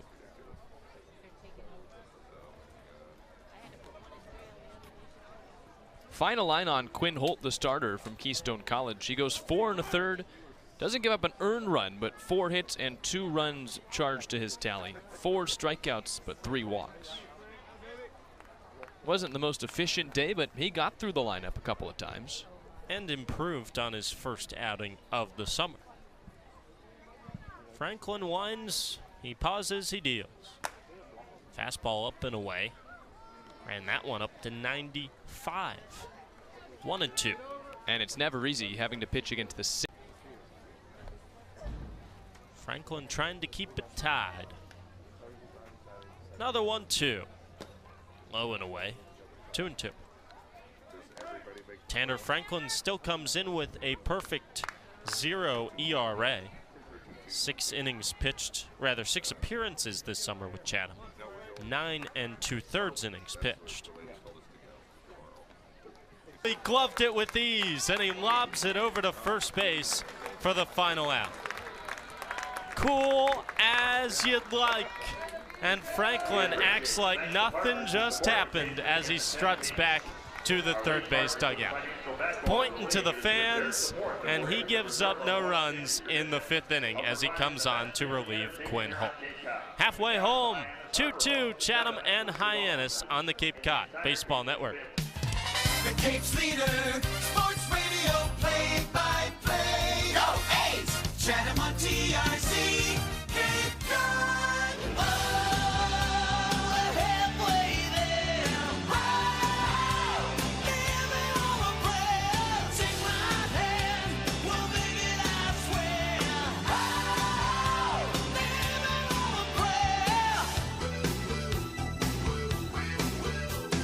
Johnny's got his 6-string high.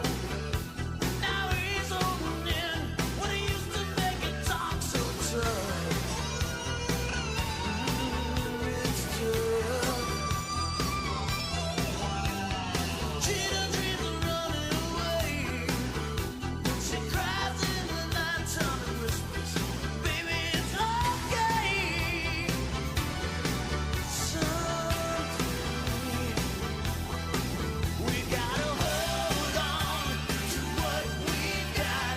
It doesn't make a difference if we make it or not.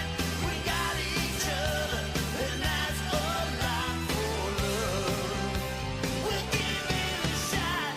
Oh, we're halfway there. Oh, living on a prayer. Take my hand, we'll make it, I swear.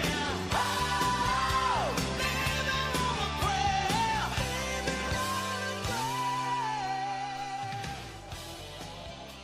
We've reached the halfway point in just 1 hour and 15 minutes at Veterans Field. There's nothing to separate Chatham and Hyannis, tied at 2.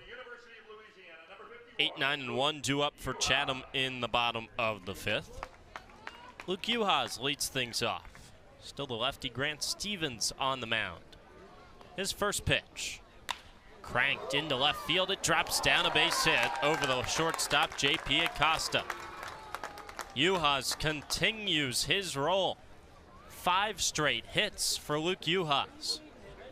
Now batting for Chatham, the designated hitter. That time hit a little bit harder than some of them. Bryce Roddy. We've talked about his walk-off run rule home run to end last night's game, but the other 3 hits were all infield singles. Brings up Bryce Roddy in the 9 spot. Third baseman Ditalo in. First pitch. Roddy squares and he bunts it foul. Off the end of the barrel, and he just chopped it back to the backstop. Got the feet moving out of the left-hand batter's box before he even made contact. Roddy tried to bunt his first time to the plate. He missed, and with 2 strikes, he flied out to left. Another chance if he wants it here. 0-1, he does square, and he bunts it back to the netting. Back-to-back failed bunt attempts from Bryce Roddy, and he's down to his final strike.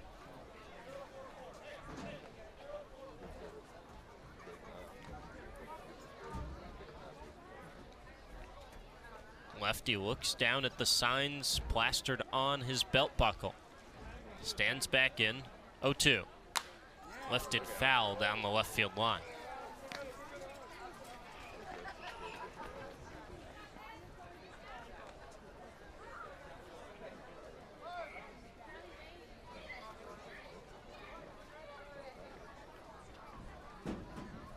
Roddy still searching for his first hit with Chatham. Junior out of North Greenville at the D2 level.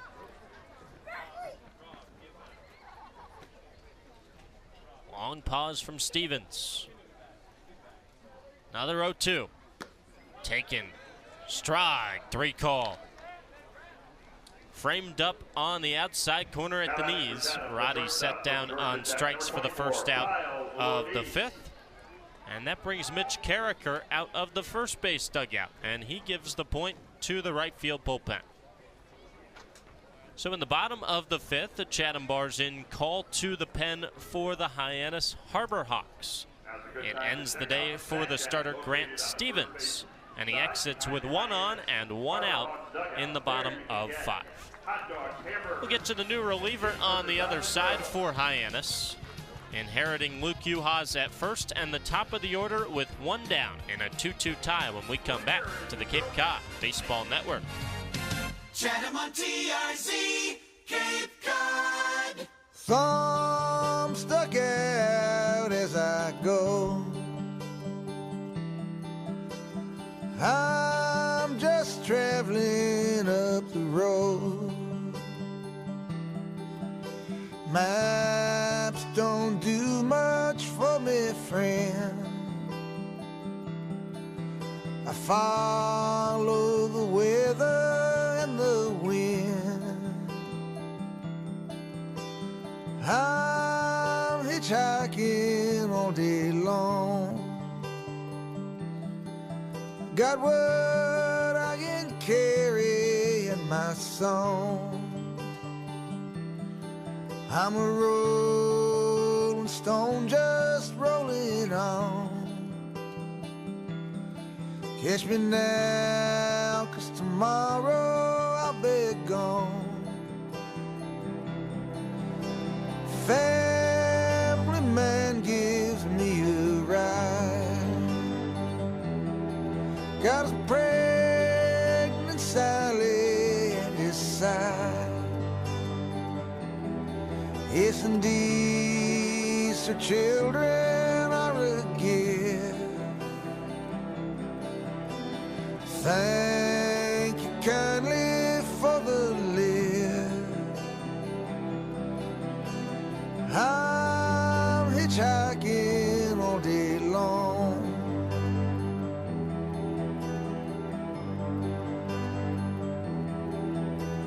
Trucker gears his engine down. Says climb on up, son, I'm highway bound. Dashboard picture of a pretty girl.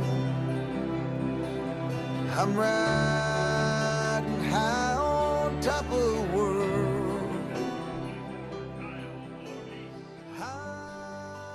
Chatham Barzine called to the bullpen ends the day for Grant Stevens. Lefty starter from Oklahoma exits.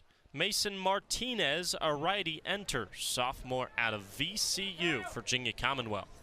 And he comes in with a runner at first and one away. 2-2 tie in the bottom of 5. First pitch to Lodis is in the dirt, ball 1. Top of the order now for Chatham. Kyle's 0 for 2, fly out and a fielder's choice. Martinez is a stocky figure, 6'3", 235. 1-0. In tight for ball 2. The numbers coming into tonight for Mason Martinez. He's pitched in 2 games. He has an 8.10 earned run average in 3 1/3 innings. And he has a 1-0 record as he misses with ball 3.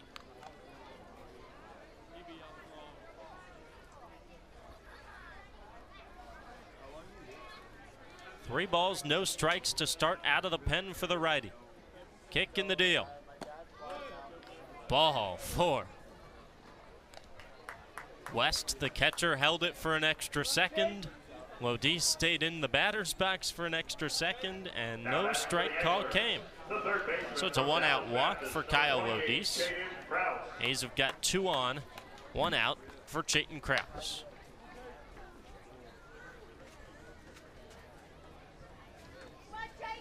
Krause 0 for 2 tonight after he hit a grand slam last night. He's reached base safely in 9 straight games. Right on right, the pitch. Taking a strike on the inside corner with a slider.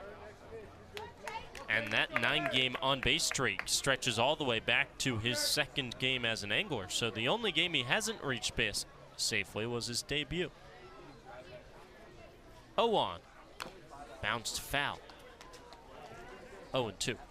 That's why it's so important to stress that you can't overreact to guys in this league. As you talked to Ty Johnson on Catch of the Day, he waited a month between facing live pitching from his last college game to his first Cape League game.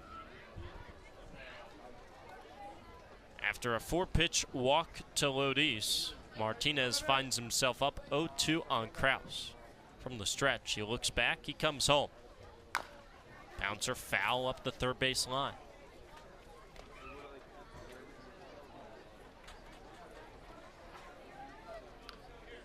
Can't quite finalize the line on Grant Stevens. He's still responsible for Luke Uhas over at second base, but starter for Hyannis goes 4 1/3, gives up 5 hits on a walk and a strikeout.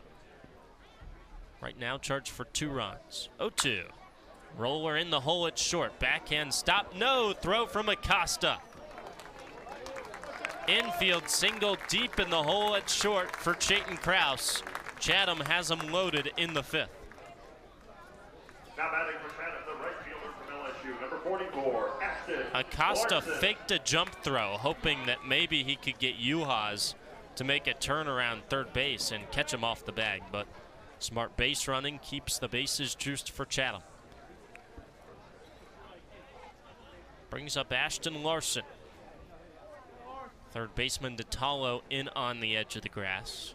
First baseman Cavill just behind the base. Infield in the middle, straight back. And the first pitch is rolled foul up the first base line to the dugout.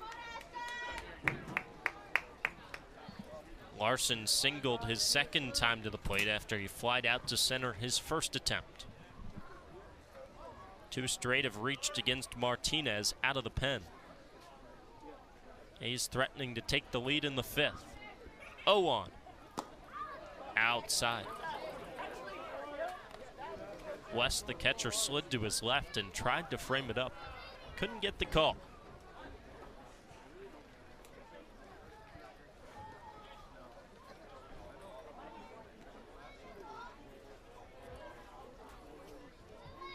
Pitch. Skied out of play. 1-2 on Larson. Sky has darkened to a black, and the lights shining brightly down on Veterans Field. Late arriving crowd has thickened as the game has gone on. They're watching on as Martinez faces Larson. The 1-2, up and away. 2 balls, 2 strikes, and Jack with the bases juiced. Martinez wants action on this pitch. And Larson likely knows that. He's so good at hitting pitches that come out over the plate. Lefty batter stares out at Martinez. Here's the 2-2. In the dirt, ball 3. Biggest pitch of the game upcoming in the bottom of the 5th. Ashton Larson facing Mason Martinez in a 2-2 tie with the bases loaded and 1 out. Full count. Here's the offering. Sky towards right. He ambushed the fastball and he plants it on the hill. Second straight night with a grand slam. And it's the first home run of the summer for Ashton Larson, who gifts Chatham a 6-2 lead in the 5th.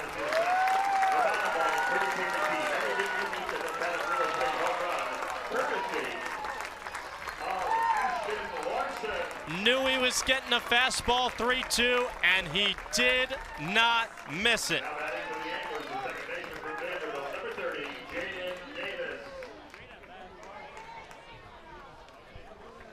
Has to feel good for Larson to tap into the power for really the first time this summer. And that was a tank. First pitch to Jaden Davis. Taken low, ball 1.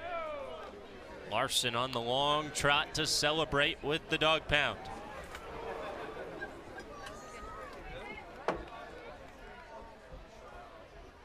(1-0). Lined foul down the right field line. How about this, Jack? Chatham hadn't hit a grand slam all summer, and the A's hit one in back-to-back games. Kraus last night, Larson tonight. 1-1. Taken a strike, 1-2. Yeah, they had plenty hit against him. That's just the way things work out sometimes.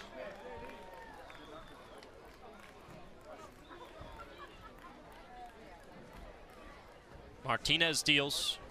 Bouncer through the right side, base hit. Oh, it's an ugly start out of the bullpen for Mason Martinez. All 4 he's faced have reached, and he's allowed 4 runs to cross the plate. Top of the order is punishing the new reliever for Hyannis. And the A's offense, which was held silent for the most part by the starter Grant Stevens, feels like it's found its groove from a night ago. First pitch to Campbell Smithwick. Taken on the outside corner. Strike 1. You can give one of the runs to the starter Grant Stevens, and right now the rest are charged to Martinez. 0-1. Lifted towards left center field, drifting away from Pelk. He's at the fence, he leaps, he won't get it. It bounces off the wall. Stop sign at third base for Davis. A stand-up double from Campbell Smithwick. He revs the engine at the dugout. The A's are all over Mason Martinez. No action yet in the right field bullpen. Chatham offense exploding. A 4 spot in the 5th, and they're still not done. Smithwick at second, Davis at third for Robin Villeneuve. He's reached twice. The pitch bounced foul, third base side, just behind the back of the base runner, Jaden Davis. Villanova walk in the second and an RBI single in the 4th.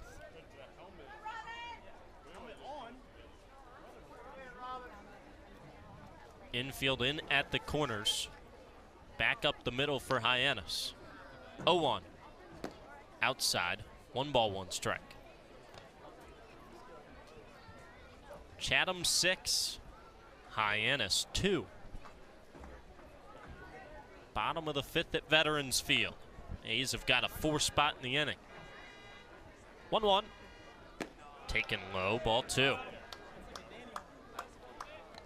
Jack, as of now, it seems like the Harbor Hawks are content to let Martinez try and work out of his own mess, but he's struggling to get outs out of the pen. 2-1. Low, ball 3. Hard to imagine the leash is much longer. Can't take him out if you don't have anybody warming up in the bullpen. Still not a muscle move down the right field line. How about the 3-1? In the dirt. Not close, out of the hand of Martinez. He walks Villeneuve, and they're back to loaded for Chatham, and now comes a mound visit. Unless I'm missing something, Martinez will stay in the game. Bullpen still not up for the Harbor Hawks, but the whole infield converges along with the pitching coach. Maybe they want you to pitch the rest of the inning. Is there a run rule after 5? No, you got to find a way to get through the 7th. There's a 6th inning in between those two. Mound visit over. Jeff Merzel, the home plate umpire, goes to break it up. Martinez stays out there, and now it appears as if an arm will start to get loose for Hyannis as Ty Johnson digs in. He's the 9th batter of the inning. Martinez came in after 2 batters were faced from the starter Grant Stevens, who allowed a single and struck out Bryce Roddy. Base is full of A's. First pitch. Johnson fouls it back.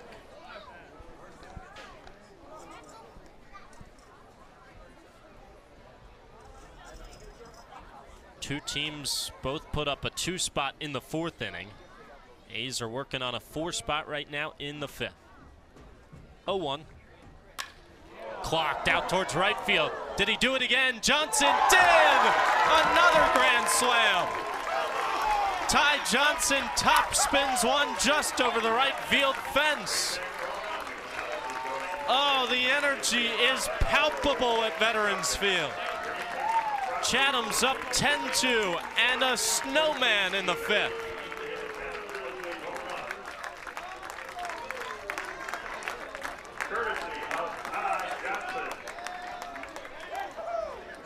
Johnson with his first home run in a Chatham jersey. What's gotten into this group?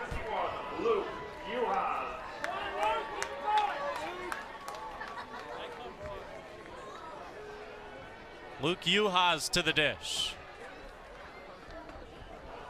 First pitch to the righty. Breaking ball, misses inside.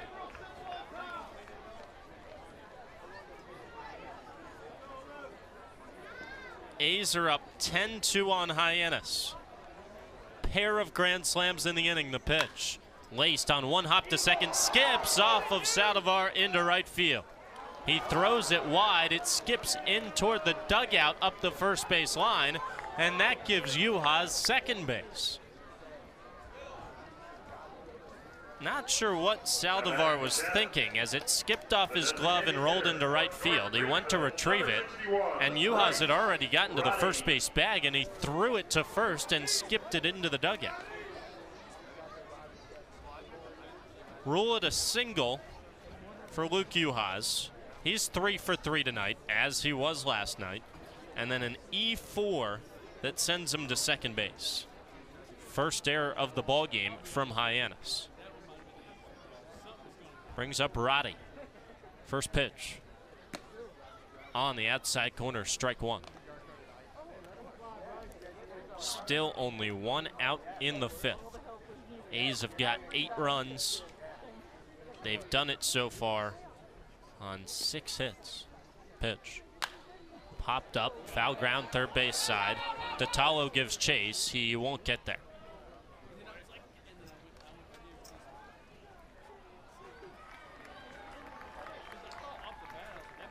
Roddy down in the count, 0-2. The 25 fans on the right field hill have been given some presents in the 5th. Valuable ones. Couple of grand slams, couple of anglers with their first home runs of the summer. The pitch from Martinez. Lifted on the ground, roller over to short. Acosta has it, he throws to first. There's the second out. So Roddy set down. He moves Uhas over to third base. There's 2 outs for Kyle Lodis. And Kyle is the 12th batter of the inning. Number 24, Kyle Lodis. Game is flipped on its head in the 5th. Hyannis struck for 2 in the top of the 4th. A's have gone 10 unanswered. 2 in the 4th, 8 in the 5th. The pitch. Bouncer in. Stopped up by West behind the plate. And Jack, we're just in the bottom of the 5th. But the Anglers are 2 runs away from setting up a second consecutive run rule. And they've scored double-digit runs now back-to-back nights. Martinez deals. Lodis takes low. 2-0. Seems like gone are the days of the 2 or 3 hit games. This team was shut out the last time that they faced Hyannis. Chatham was running low into yesterday's contest. Losers of 4 straight. 2-0. Off the inside corner. Are we going to count that pitch? There was a ball from the bullpen that rolled right behind the plate. Lodis didn't swing, but no time was called before the pitch. That's got to be ball 3, right? I think it might have been a strike, but they're saying that the pitch never happened. Okay. I mean, pretty bizarre because home plate umpire Jeff Merzel never stopped the play. I think it's admitting fault on that. 2-0 again. In tight for ball 3.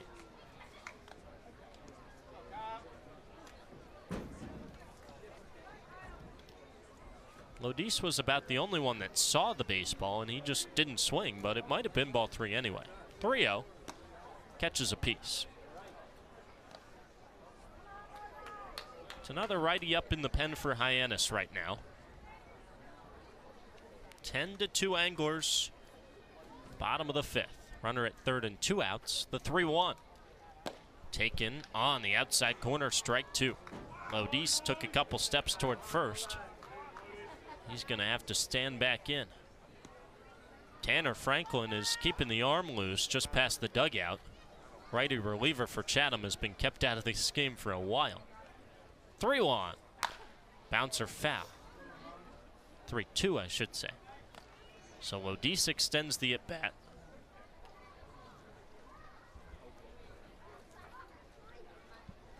Kyle searching for his first hit of the game.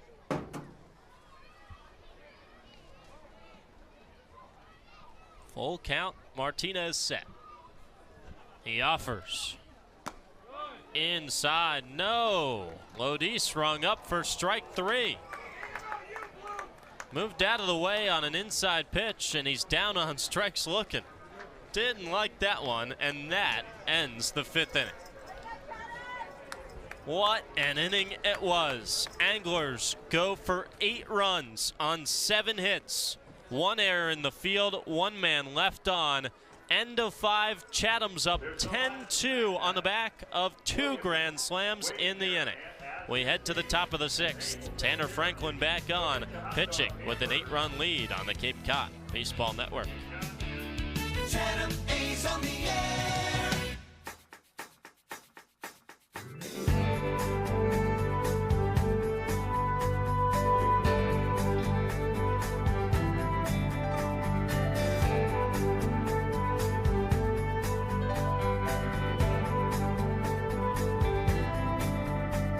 I got so down and out in Frisco, tired of the pills and the rain. I picked up, headed for the sunshine. I left a good thing behind. Seemed all of our love was in vain. Now my baby's coming in on the Tucson train.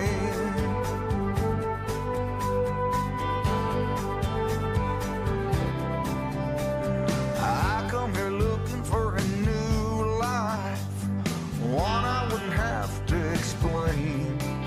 That voice that keeps me awake at night, when a little piece would make everything right.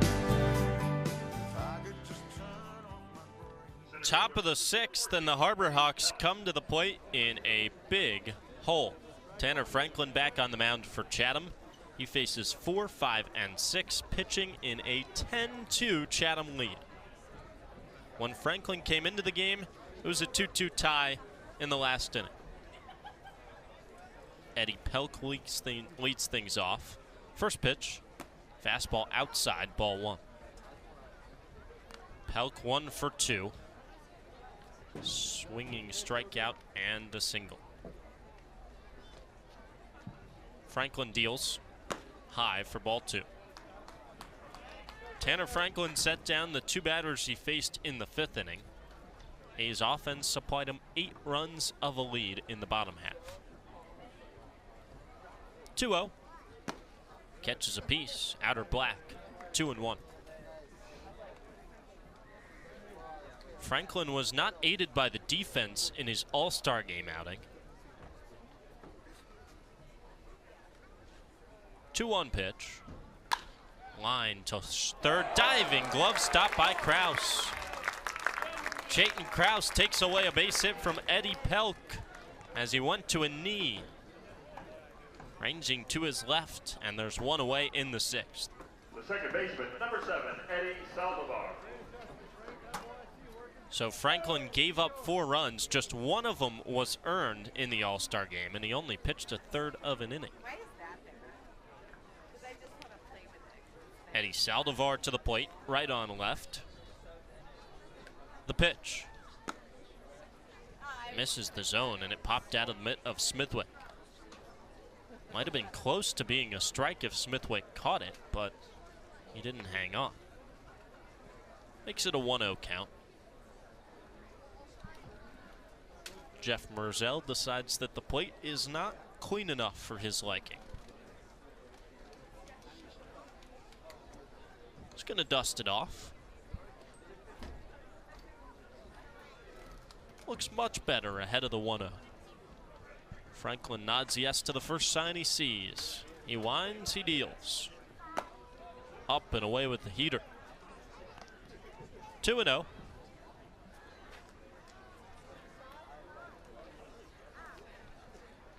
Wind is blowing out to right again tonight, and it certainly helped out the home team. 2-0. Swing and a miss. Big wave on the strike from Selover. Saw a fastball, saw it dead red right down the middle, but he missed it. 2-1. Swing and a miss. Another fastball right past Selover, 2-2. So second straight night that the wind is blown out to right, and back-to-back nights with a handful of home runs for Chatham. 3 big blasts a night ago for the A's, 2 of them tonight, but both grand slams. Franklin with the 2-2. Swing and a miss. Adios. Blows 92 past Selover with 3 straight heaters. Sets down the second out in the 6th. Hitter number 9, Mason White. Second strikeout, both swinging out of the pen for Franklin. Faces the lefty Mason White. DH has walked both times to the plate tonight. Franklin's pitch. Breaking ball on the outside corner. Moved the slider just onto the outer black against the lefty. Franklin's hunting down a 1-2-3 inning. 0-1. Fouled back 0-2. Trying to keep Chatham up 10-2 on Hyannis. Bring the offense right back to the plate. Searching for more runs. 2, 3, and 4 due up for the A's. Here's the 0-2. Outside. Fastball. Good 3 inches away from the lefty White. 1-2. Franklin winds, he fires. Whoa, ball 2.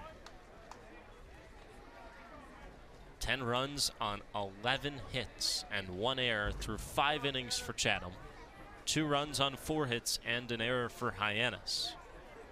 Nobody on and 2 away, top of the 6th. Franklin glove to the mouth.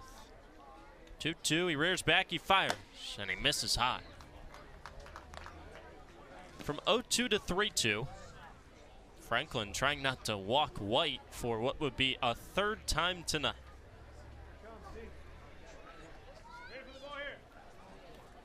Payoff pitch. Fastball high and away. 2-out walk issued to Mason White. Brings up Blake Cavell. And before the lefty bats, let's check in on some MLB scores, Jack, presented by Mahi Gold Outfitters. First one that went final is a 3-2 Red Sox win in 10 with a walk-off double from Rafael Devers. D-backs beat the Nats, another 1-run game, 5-4, with Zach Gallen of former A getting the win.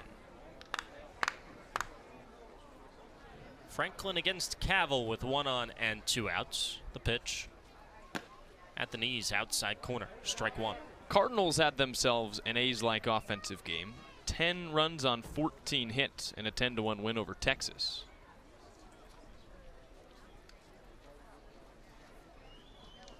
Franklin comes home, fouled back to the backstop, 0-2.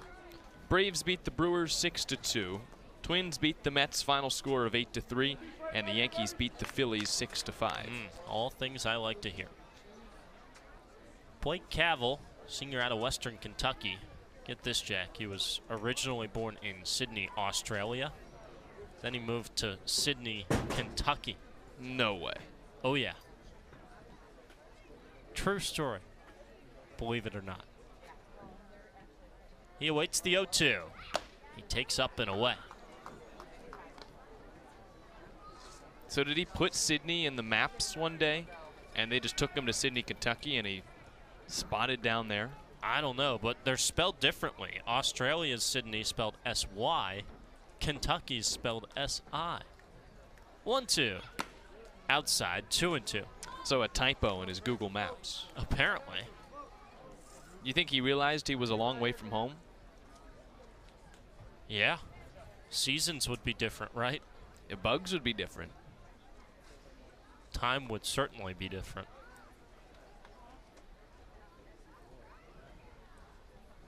Franklin's 2-2. Cavill takes inside, 3-2. Franklin trying not to lose another batter. Speaking of Australia, did you happen to see the Olympics end to the U.S.-Australia rugby match? I did not. I should be paying more attention. It was awesome. 3-2. Low for ball 4. Back-to-back walks from Tanner Franklin. Back-to-back batters that he got ahead of, and he puts them both on. Brings up Carson Bowles. It's been hard to focus on the Olympics.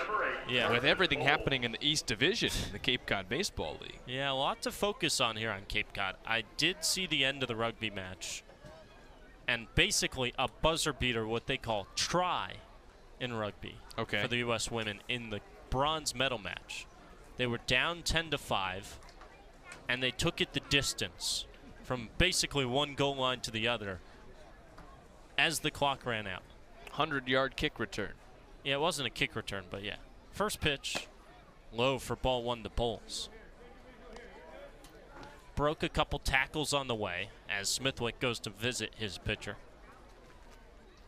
And they let you run out the last play in rugby. It's not like the horn sounds the game's over.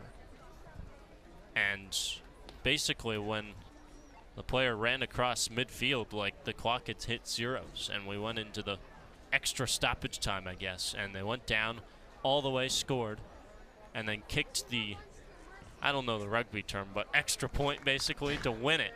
Walked it off for a bronze medal. So it's like some of those hook and ladder, quadruple lateral plays. Yeah, basically. Broke 2 tackles and we're in the clear and ran 70 yards to win it. 1-0. Low and away. 2-0. You got a favorite Olympic sport? I think swimming in the summer is always the best. Winter Olympics, I've got to think about it. I got to get back in that mindset. Okay. 2-0. Upstairs, ball 3. Boy, Franklin has lost it here in the 6th inning. I think bobsled, good candidate. Yeah, or good shout. The snowboard where they do all the tricks. The half pipe? Yes. Or the freestyle? Both. Okay. 3-0.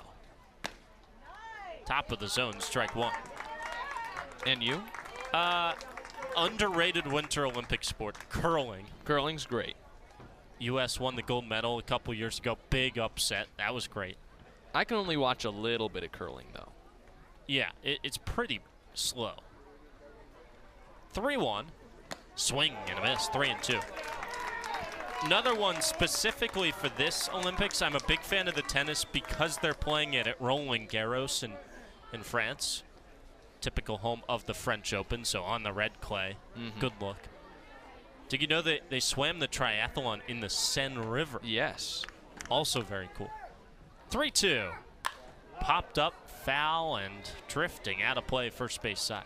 If I'm not mistaken, the Seine River is not as clean as it should be for an Olympic Games. Well, they paid a boatload of money to clean it up. And then there were some problems, and they couldn't do the training in the river, but they did get to swim the official event today. That's good. Beach volleyball is great at the Summer Olympics. Love beach volleyball.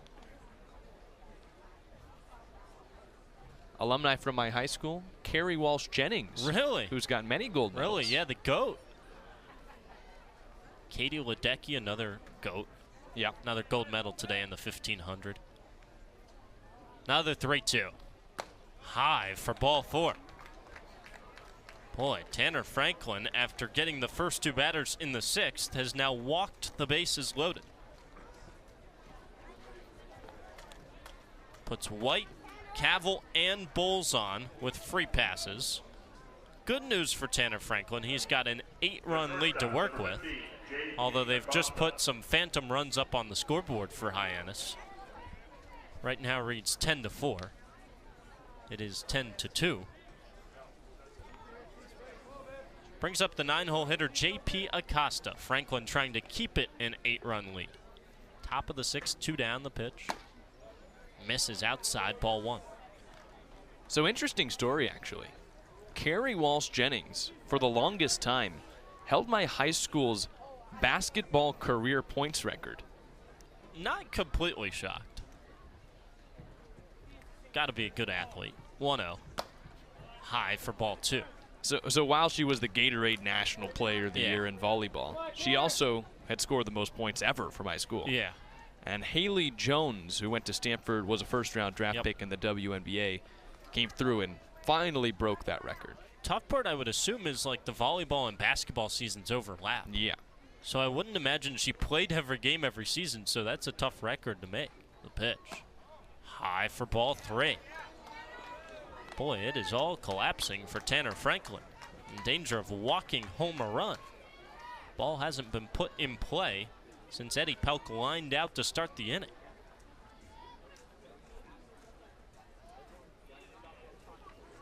Three and 0 to J.P. Acosta. Top of the order waits on deck. Franklin from the stretch, the pitch. High, ball 4. Tanner Franklin walks home a run in the 6th inning. Makes it 10-3 Chatham. 4 straight walks from Chatham's reliever. And you know what that means, right? What? Tanner Franklin has officially allowed his first earned run. That he has. 0 ERA, no more.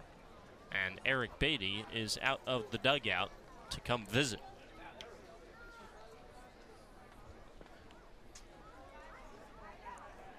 Anglers have slightly opened the door for Hyannis in the top of the 6th inning.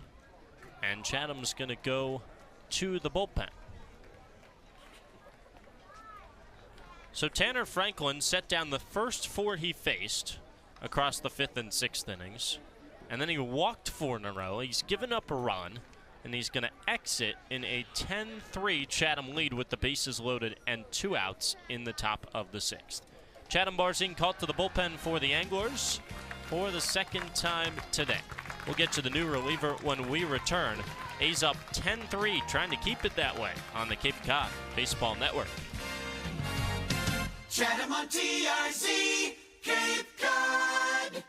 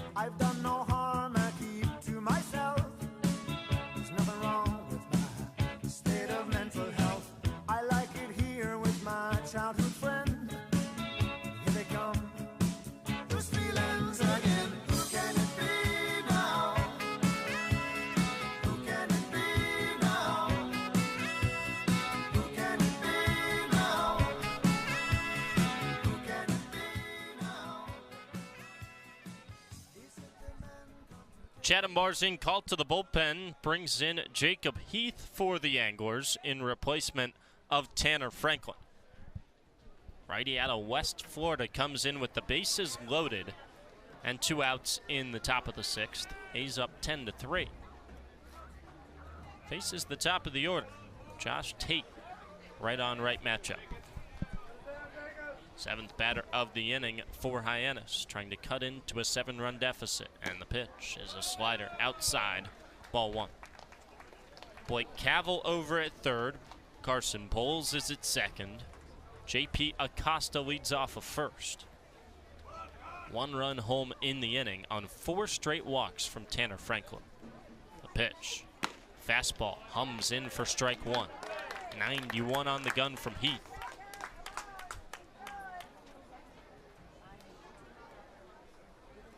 Heath has been a go-to reliever in pressure moments for Chatham this summer.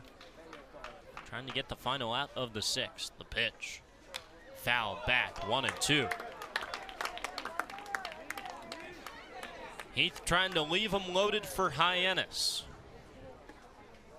Shut down a prime opportunity to at least get a foot back into this game for the Harbor Hawks.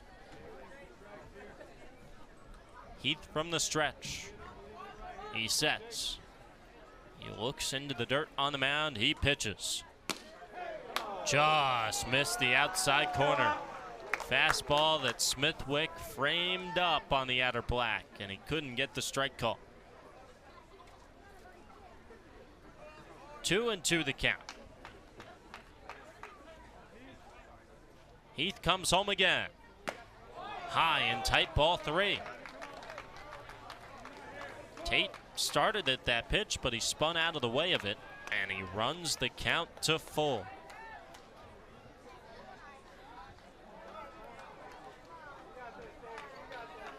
Heath trying to shut the inning down in its tracks. Full count pitch.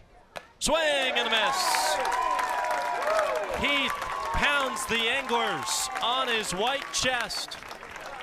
And he trots off the mound with an inning-ending strikeout that was much needed for Chatham.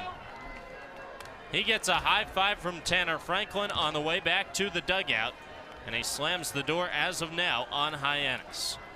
Harbor Hawks go for 1 run on no hits, no errors, and the bases left full for Hyannis. Halfway through 6, Harbor Hawks get one back. It's 10-3 Chatham here on the Cape Cod Baseball Network. Chatham A's on the air.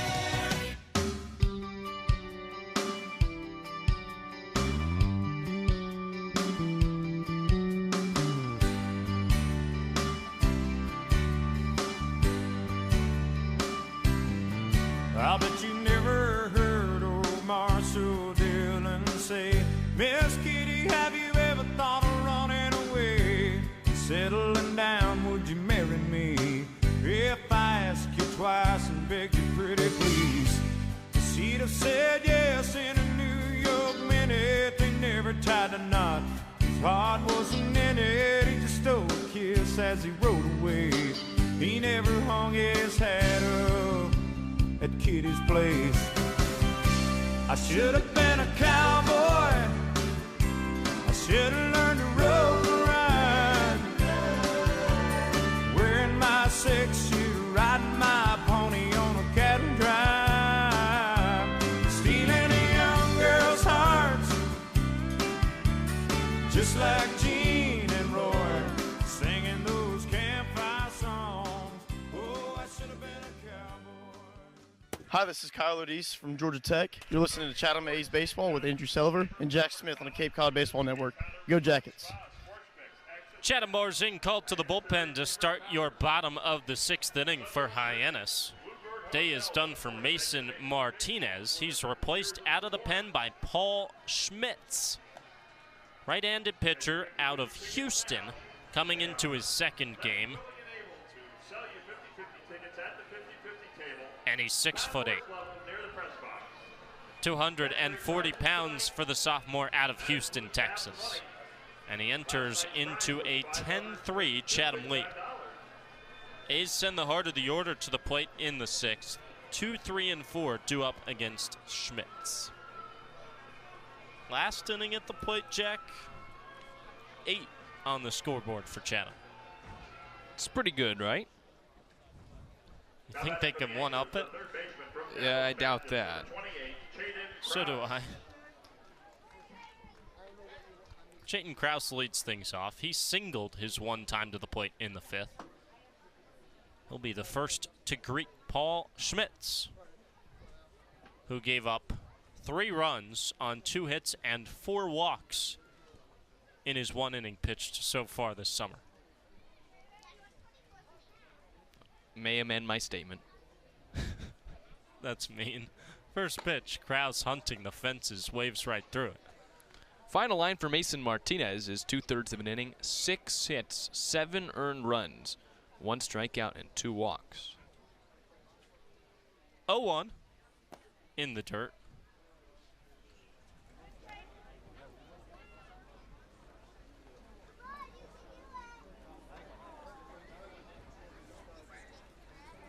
How about the 1-1?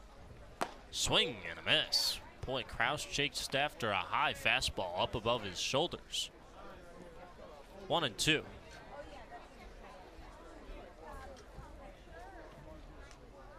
Schmitz from the windup. He kicks, he deals.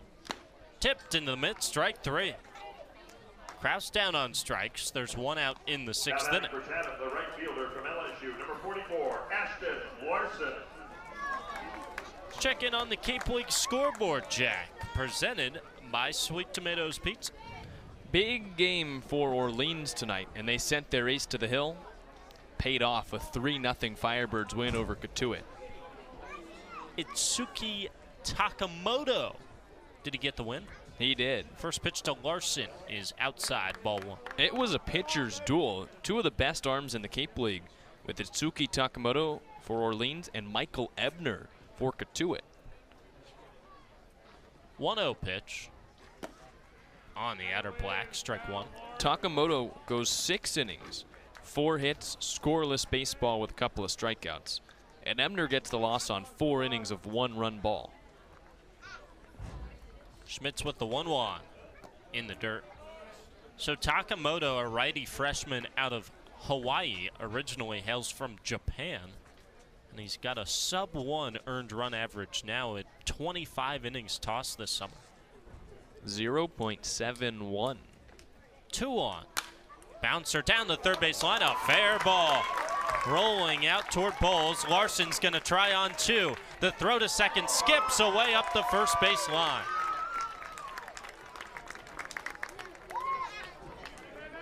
Double to start the 6th for Ashton Larson with 1 away. He's at second base, and he brings up Jaden Davis on his 3rd hit of the game. And he's a little bit lucky that the throw skipped away from Eddie Saldivar at second, because the baseball beat him there.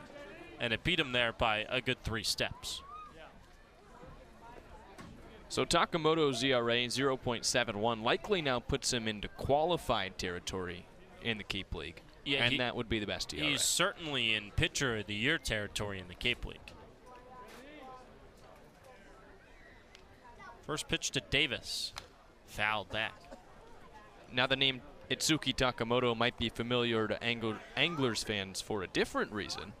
He was the reliever before he turned into a starter that threw the ball away down the line on a walk-off Iva Arquette bunt earlier this month. Done pretty well since then. A pitch, swing and a miss. 0-2. So Orleans holds Katuitt to 5 hits, no runs. And with the win, they put Brewster smack dab at 5th place in the East, and Orleans moves up to hold officially a playoff spot if the season were to end today. 0-2 on Davis. Schmitz from the stretch, kicking the deal. Swing and a miss. Powers the fastball at 95 past Davis. 2 away. Now batting for Chatham. You'd have to imagine that Kelly Nicholson would like to line up Itsuki Takamoto to possibly pitch in that game play-in, but you might have to try and use him earlier if duty calls to get yourself into the playoffs. Good news is they have a really good second pitcher, too, in Callan Fang. Harvard guy. Ivy League pitcher of the year. Harvard and Hawaii at the top of that rotation. Smithwick called time. It took a couple seconds for it to be granted, but he gets it.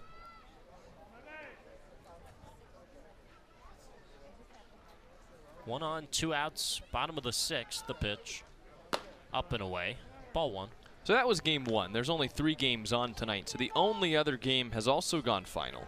Bourne beats Wareham 8-3. That's big news for Hyannis fans, as the Harbor Hawks look to claim the 2 seed in the West. 1-0, up and away, ball 2.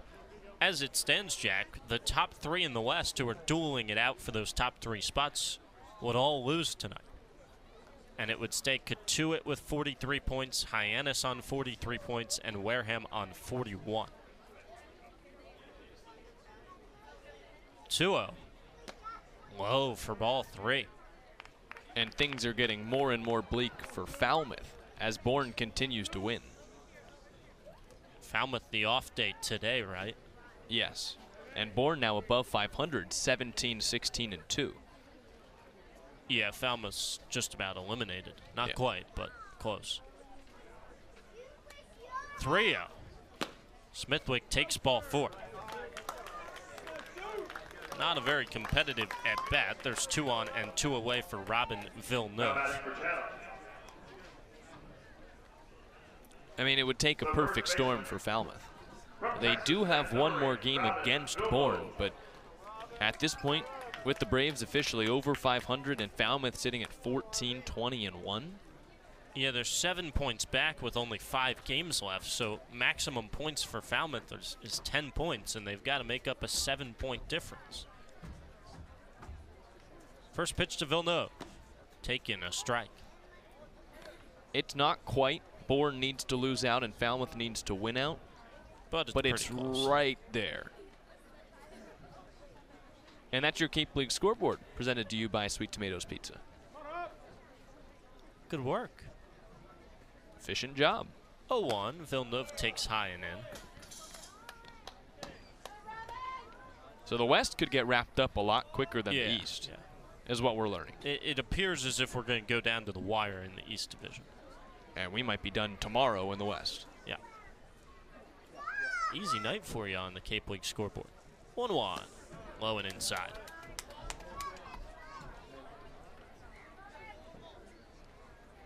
Just 3 games tonight.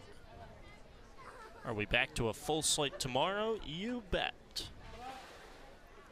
Chatham's back at home tomorrow against Wareham. Another big game in the West. 2-on. Foul back. 2-2. So if Chatham holds on tonight, Jack, the Anglers need either a win against Wareham or a Harwich loss at home against YD tomorrow, and the A's can clinch the 2 seed in the East. And with that, a playoff game here, which we're dying for. And this town has been as well. A lot of people are. 2-2. Strike 3 call. Villeneuve takes the helmet off in frustration. Bottom of the 6th ends on a backward K from the new reliever Paul Schmitz, and he does not allow a run. No runs on 1 hit, no errors, 2 left on for Chatham in the bottom of the 6th. 0 put up, and it stays 10-3 through 6. Top of the 7th next on the Cape Cod Baseball Network. Chatham A's on the air.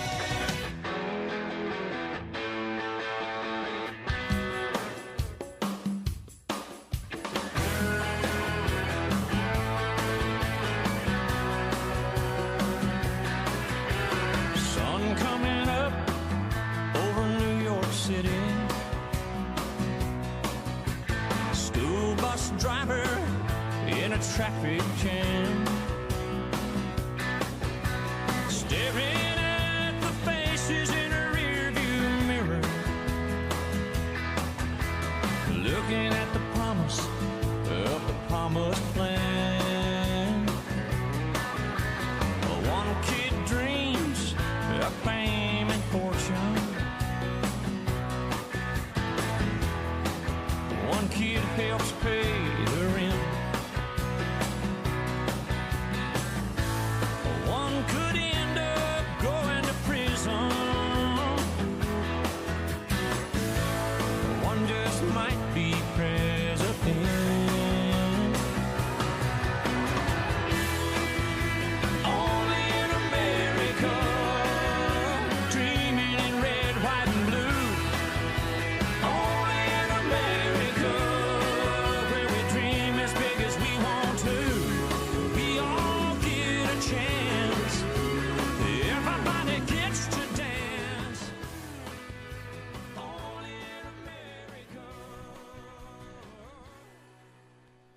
Headed to the 7th at Veterans Field.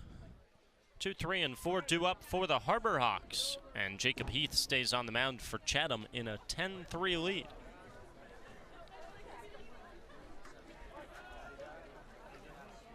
Heath faces Jackson West to start the pitch.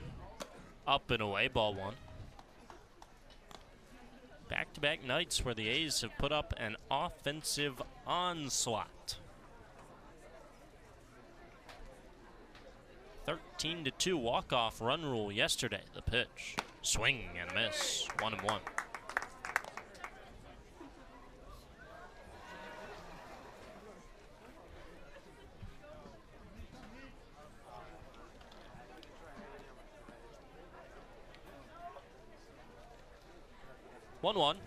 Swing and a miss. 1-2. Second straight night, too, that despite a big lead, the A's are going to some of their more trusted guys to solely make sure they get the win. Went to Franklin. He lost command. Now to Heath. 1-2 pitch. Lined into center field. Base hit. West leads off the 7th with a knock. Brings up Michael Detallo. Third baseman, number 13, Michael Detallo. Detallo 0 for 3 tonight, although he did score after he reached on an error in the 4th. Quinn Holt started the game for Chatham. He went 4 1/3. Gave up 2 runs, both unearned. Tanner Franklin was first out of the pen. He went 1 1/3 of 1-run ball. First pitch. Swing and a miss. Detallo with the huge hack. 0-1. Now it's Jacob Heath facing his 3rd batter out of the pen after he got the final out of the 6th. From the stretch, he deals. Fouled back 0-2. Detallo has got an orange Tennessee batting helmet on. We've also seen J.P. Acosta in the 9-hole wear that. And my guess is that's Cannon Peebles' helmet. He's not playing tonight, though. Could also be Dalton Bargo. Could be. 0-2. Bounced on the ground to short. On one hop, Lodis to second. Relay to first. Double play. Twin killing, and there's 2 down in the 7th inning. Leadoff base runner erased just like that. The center fielder, number 14. So I would guess they go with the Tennessee helmet to try and match the Hyannis orange as best as possible. Well, they don't appear to have too many helmets, I don't think. They don't really have Hyannis helmets, so I think they're just passing them around. Definitely won't cause a lice problem. Nothing beats the Bourne Gold Notre Dame helmet, though. First pitch to Pelk is a strike on the inside corner. Fastball's up to 93 now for Heath. All helmet first teamer. There's only one member of that list. 0-1. Tipped into the mid, 0-2. Peter Burns has exited the premises.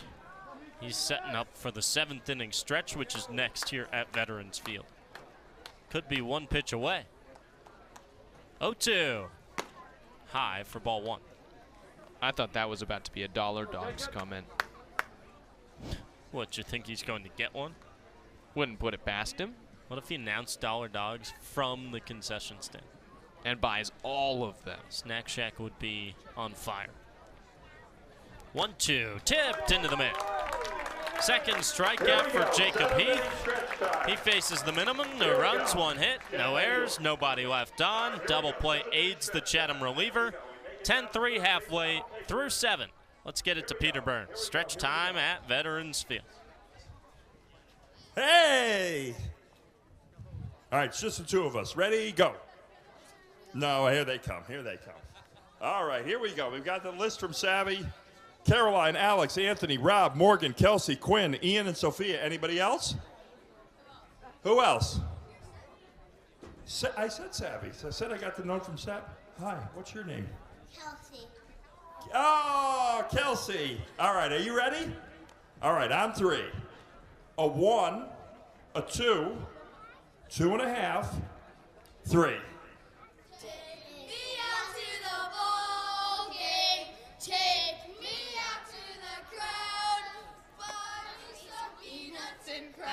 Cracker Jack.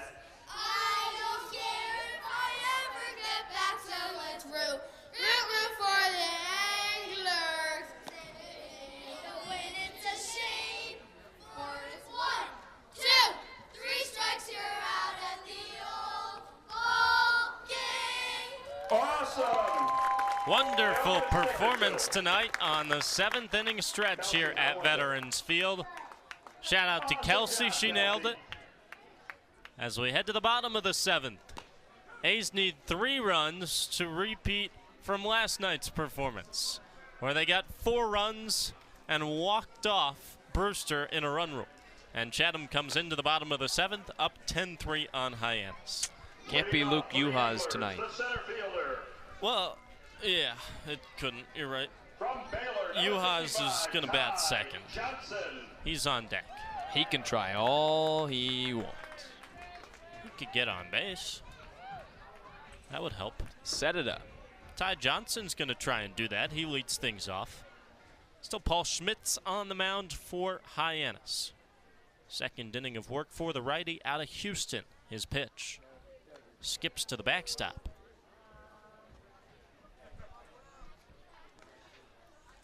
Johnson is 1 for 3 tonight, and that one was a big one.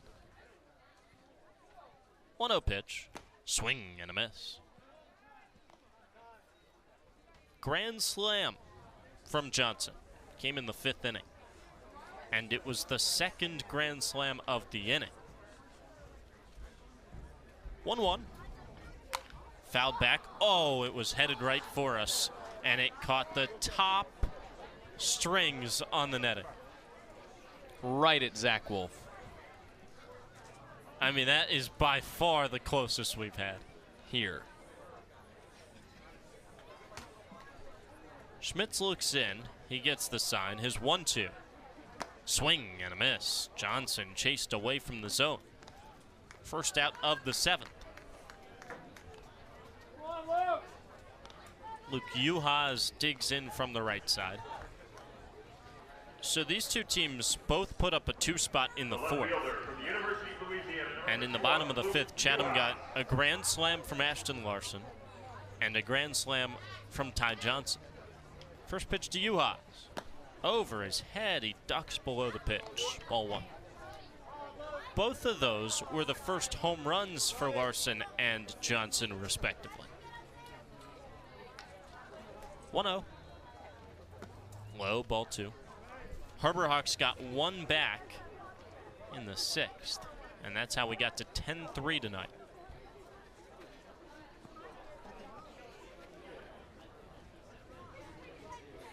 Schmitz with the 2-0. Taken, fastball for a strike, 2-1. Uhas, then Roddy, and then the top of the lineup for Chatham. The pitch, swing and a miss. Healthy cut and a high fastball, 2-2. Uhas trying to extend his great night. He's 3 for 3 after a 3 for 3 night last night. 2-2. In the dirt, skips away. Runs the count to full.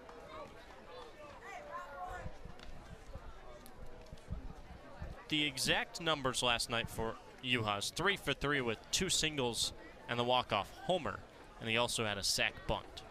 3 singles tonight for the Louisiana Ragin' Cajun, and the full count pitch is strike 3 called. Pink job on the outside corner at the knees, 2 away.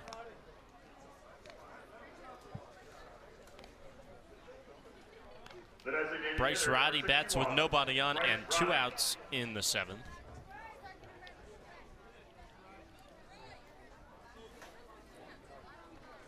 Roddy 0 for 3 at the bottom of Chatham's lineup tonight.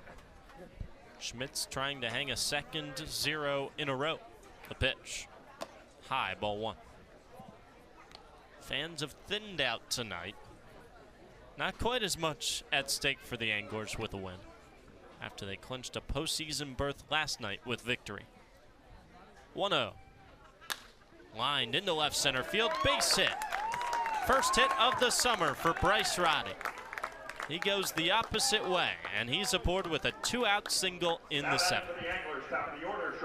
He's wanted to do that all night. Been slapping balls the other way that have just found gloves, but this time it falls for a base hit. Simple approach to keep the inning going. Kyle Lodis bats at the top of the lineup. He's 0 for tonight, 0 for 3 with a walk. If Kyle could reach, then it would bring Chatham Krause to the plate as the possible winning run in the 7th inning. First pitch, in tight, ball 1. First baseman Cavill is even with the bag. He holds on the base runner, Roddy. 1-0. Tipped back to the screen.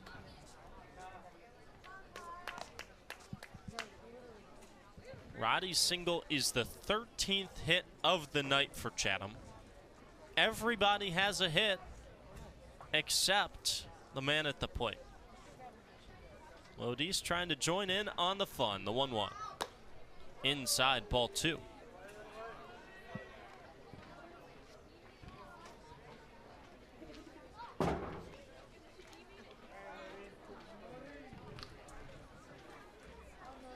Schmitz from the stride. Comes home. Missed inside and nearly hit Lodis. Peppering off the inside corner, 3-1. Kyle had to raise the hands to get out of the way of that one.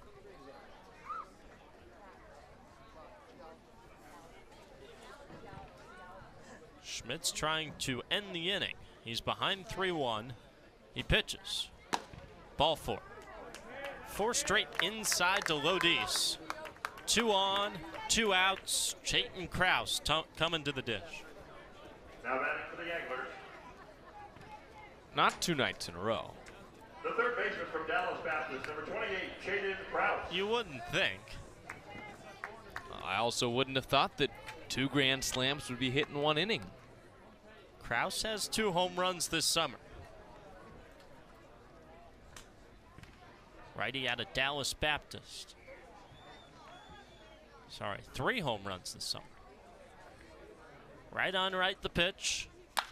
Launched into right field, but it'll stay up for Tate, who comes in and makes the play. Krause got under it off the end of the barrel, and this one's going to the 8th inning. Here we go. 50-50 time. So Paul Schmitz works around traffic for a 2nd straight inning. No runs on 1 hit, no errors in the field, and 2 men left on base for the Anglers. Not to be a run rule in the 7th for the A's, although they brought the winning run to the plate for the 2nd straight night. And we head to the 8th inning. Chatham's still up on Hyannis. It's 10-3 Anglers, and the top of the 8th is next here on the Cape Cod Baseball Network. Sports Radio, play-by-play. Go A's! Chatham on TRC.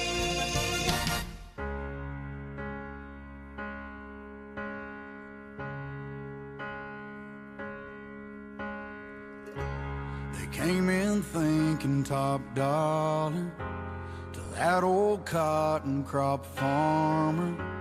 They knocked on his screen door and he said, Lord, what you need, boys? And they said, you know, all the others went and cashed out. We got the subdivision all mapped out. It'll sit right here on this land. You could leave town a rich man. And he said, boys, whatever you're offering, it won't be enough. We're headed to the top of the 8th at Veterans Field. It's Chatham 10 and Hyannis 3, and Jack Smith will take you home the final 2 innings here on the Cape Cod Baseball Network. Andrew, 3 straight lefties come to the plate against Jacob Heath, the righty. Eddie Saldivar, Mason White, and then Blake Cavill. Heath stays out for his 3rd inning of work as now the rain starts to pour down. All of a sudden coming down from the sky. And the first pitch is high to Saldivar, 1-0. And fans are scrambling out of here. These are huge drops. They are falling every which way. And it's a madhouse. 1-0 pitch. Saldivar pops it up out of play. Well, we had seen some light misting earlier in the game, but looked like just a little bit of fog coming in. These are real heavy-duty drops. From the stretch, Heath is ready, the 1-1. And Saldivar chops it up the third base line. Foul ball. Over the third base bag, but just to the left of it. 1-2.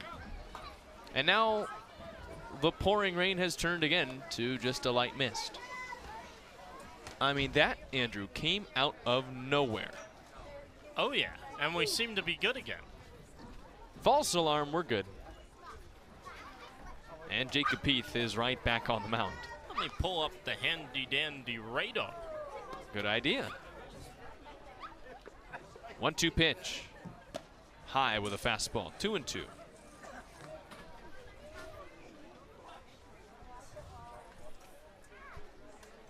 So the lefty Saldivar at the plate. Pair of strikeouts today and a fielder's choice.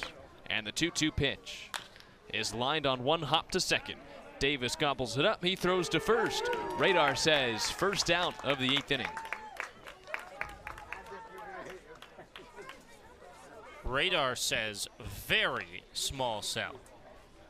Now there's no more rain. There's not even a real mist coming in.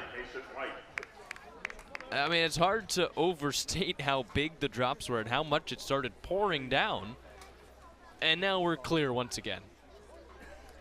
Lefty Mason White to the plate. Chatham up 10-3. And the pitch taken high with a fastball, 1-0. Yeah, Radar says very small cell that's on us for max 15 minutes here. That had to be max 45 seconds. Heath sets, glove held above the belt. The 1-0. White lofts it high to center field. But playable for Ty Johnson, who's over to his right. He now backs up, and he makes the catch, second out of the inning. Weird weather in Chatham? Surely not. I got a little scared there, though, because of the way that this game has gone over the year. Fogged out on its initial day. Rained down on the proposed makeup day the first time. And we had gotten through 7 innings, and then the rain came pouring down. Here's the lefty Blake Cavill, and he takes a strike. Slider on the outer half, 0-1. I mean, to be honest, if it ended the game, I'm not sure you would have found too many complainers. That's probably true. Chatham up 7 runs in the top of the 8th. 0-1. Cavill takes outside. Fastball from Jacob Heath misses wide, 1-1. 2 outs and the base is empty. Harborhawks looking to avoid going 1-2-3 in the 8th. And the 1-1. Taken for a strike. Slider on the inside corner, 1-2. Heath faced the minimum in the 7th after coming in for the final out of the 6th. Second full inning here in the 8th. Here's the 1-2. High with a fastball, 2-2.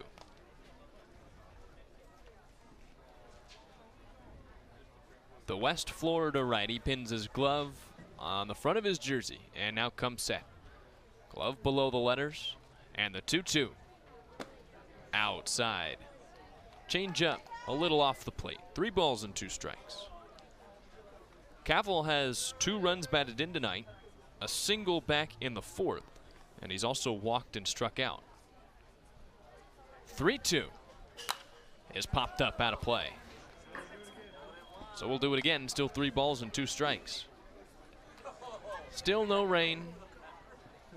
Sky is clear, and the fans are starting to return back to their seats.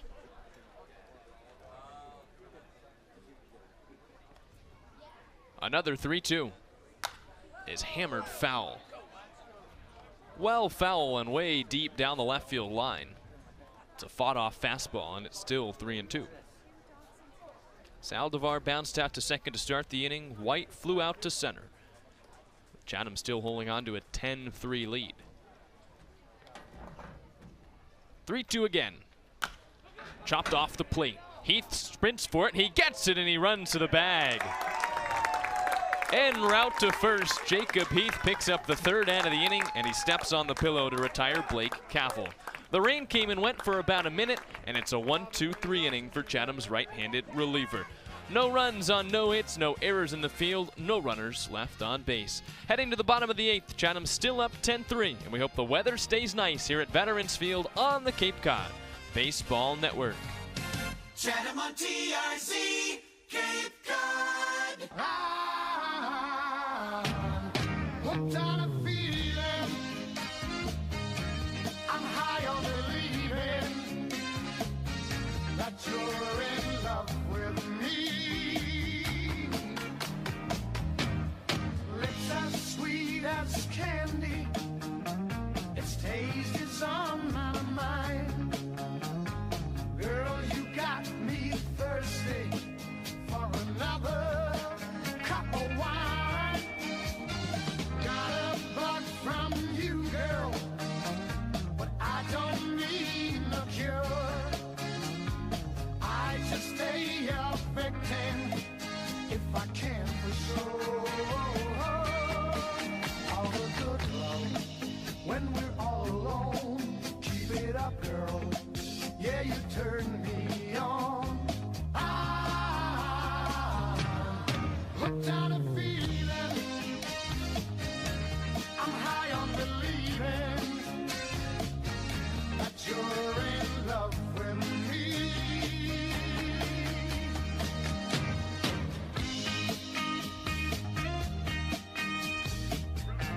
Number 44, Ashton Larson.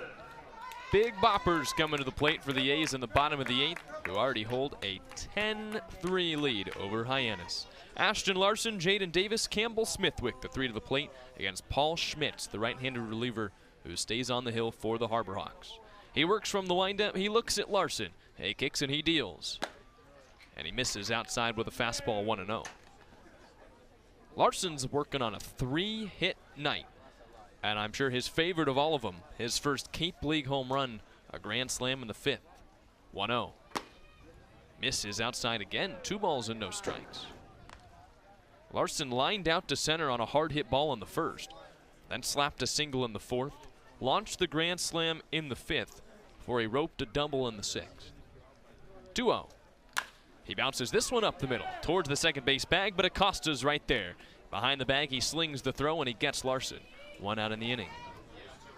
Now batting for the Anglers, the second baseman from Vanderbilt, number 30. That brings up Jaden Davis, who himself has a pair of hits. A's have a 7-run lead.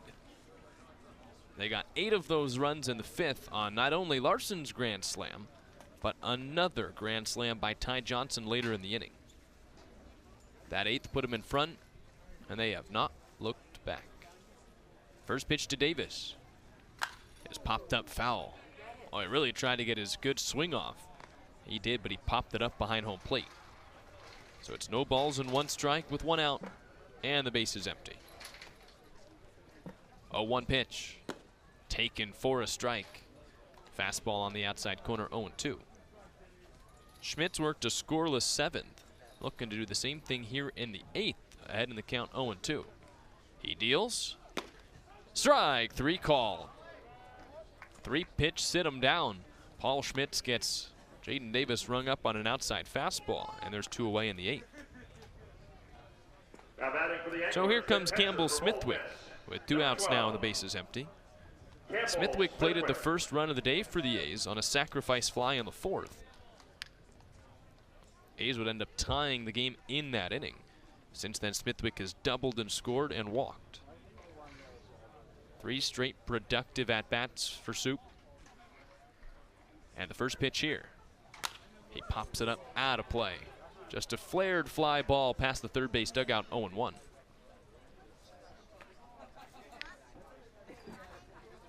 We're still without rain, which is a good sign, but the smell of wet blacktop is wafting up. 0-1. Outside, 1 ball and 1 strike. What does that smell like? Second grade recess on a rainy day. New one for me. Really? The smell of wet blacktop? 1-1.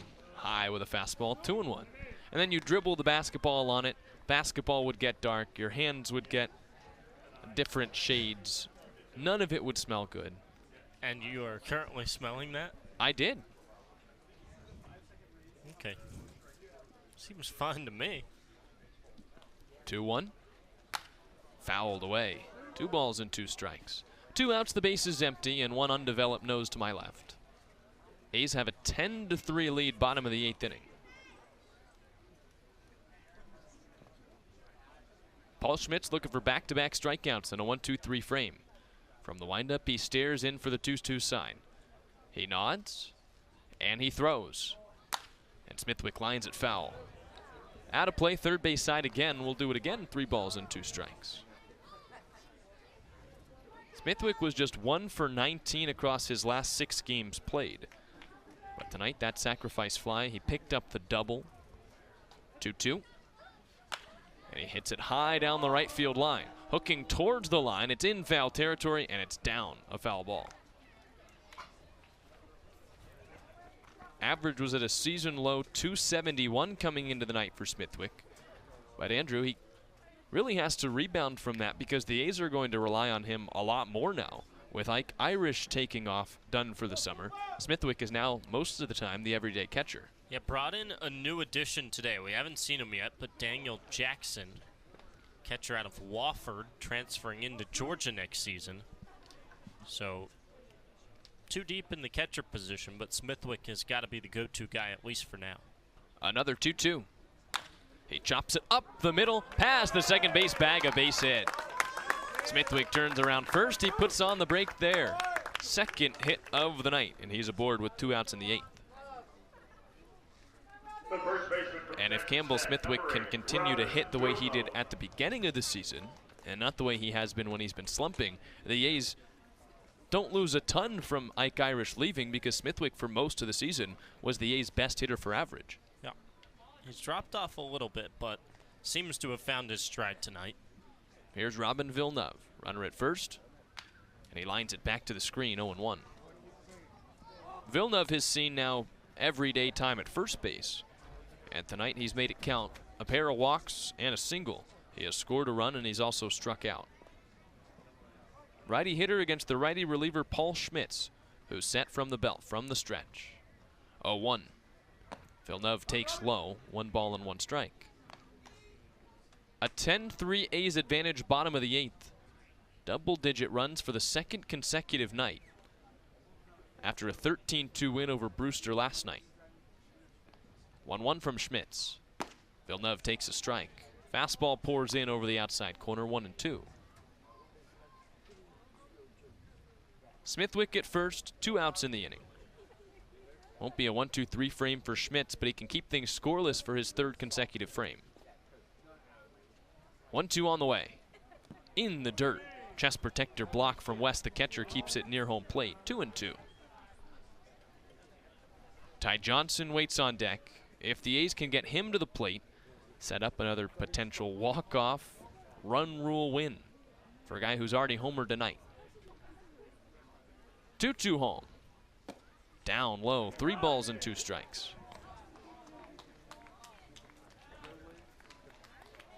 First 2 retired quickly from Schmitz in the inning. A 6-3 ground out, and then a strikeout looking of Jaden Davis. Then the Campbell Smithwick single, now a 3-2 count to Villeneuve. Smithwick will go with the pitch. He does, and here it is. Swing and a miss, strike 3. Villeneuve chases the high heat. It's the second strikeout of the inning for Paul Schmitz, and the A's do nothing with a 2-out base hit.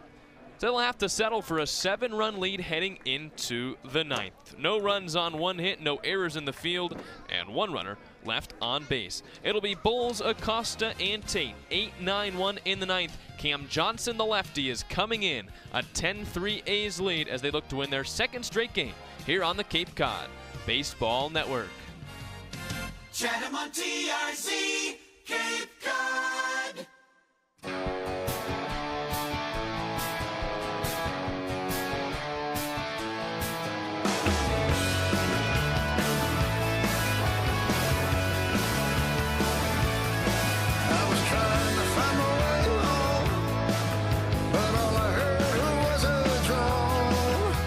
bouncing off a satellite, crushing the last lone American night. This is radio nowhere.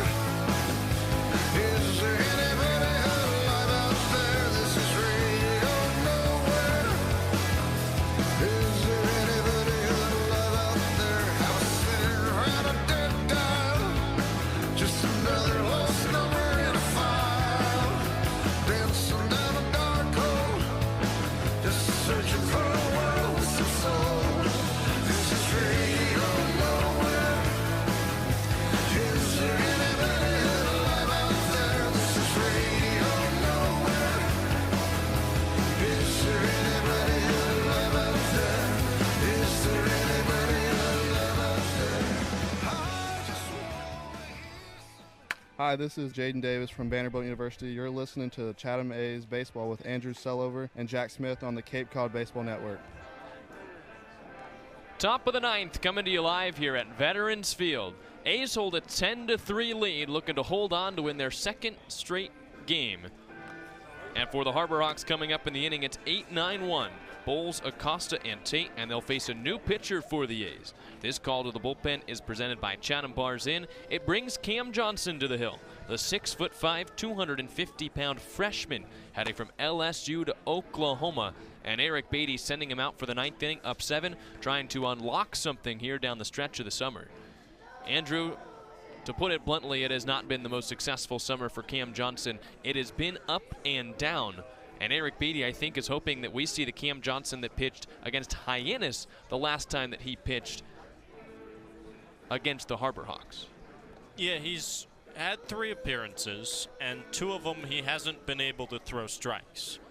And the other came against the Harbor Hawks, and he pitched 2 scoreless. So hoping that getting him back out there against the same team might help him out. And he's got a big lead to work with, so there's really no reason not to try and pound the zone, right? You pitch to contact in a situation like this, and that's the hope for Eric Batty, is that Cam Johnson will do that here tonight. Across 3 appearances for Johnson, it's 3 innings and 3 hits. And those numbers sound fine, but 8 walks allowed and 4 earned runs in 3 innings to go with just 2 strikeouts. And that comes after a freshman season at LSU in which he walked 16 guys in 9 innings. So the recipe is pretty simple for Cam Johnson. The question is, can he execute it here in the 9th and get the Anglers the 3 outs they need to pick up the win? He'll face Carson Bowles to start, a right-handed bat, and then J.P. Acosta, a switch hitter who will swing it from the right side, and Josh Tate, another righty who's due up in the inning. 7-run lead for the A's. The bullpen has joined the dugout, and they're just 3 outs away from another win and getting 1 win closer to clinching a playoff game at home. Here's Carson Bowles, who's bounced into a fielder's choice and walked twice tonight. Johnson, the tall, strong lefty, set at the stretch. He delivers. Fastball on the outside corner, 0-1. Good first sign from Cam Johnson that the first pitch was right in there. Lefty can touch the mid to high 90s with the fastball. A couple of off-speed pitches to go with it. 0-1 on the way. And Bowles hits it right into the glove of Johnson. Caught on a line as he was falling over with the pitch. 1 out in the 9th. I think that ball was going to Kyle Lodis anyway, but Cam Johnson made the nifty play on the low liner. He might have just won up Tanner Franklin with the comeback snag.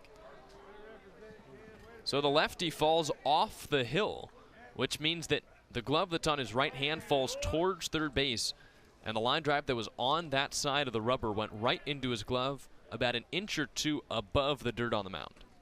So 1 out. Here's J.P. Acosta, switch hitter batting righty, and Johnson throws. Acosta flies it foul, out of play. No balls and 1 strike. 3 pitches and 3 strikes from Cam Johnson.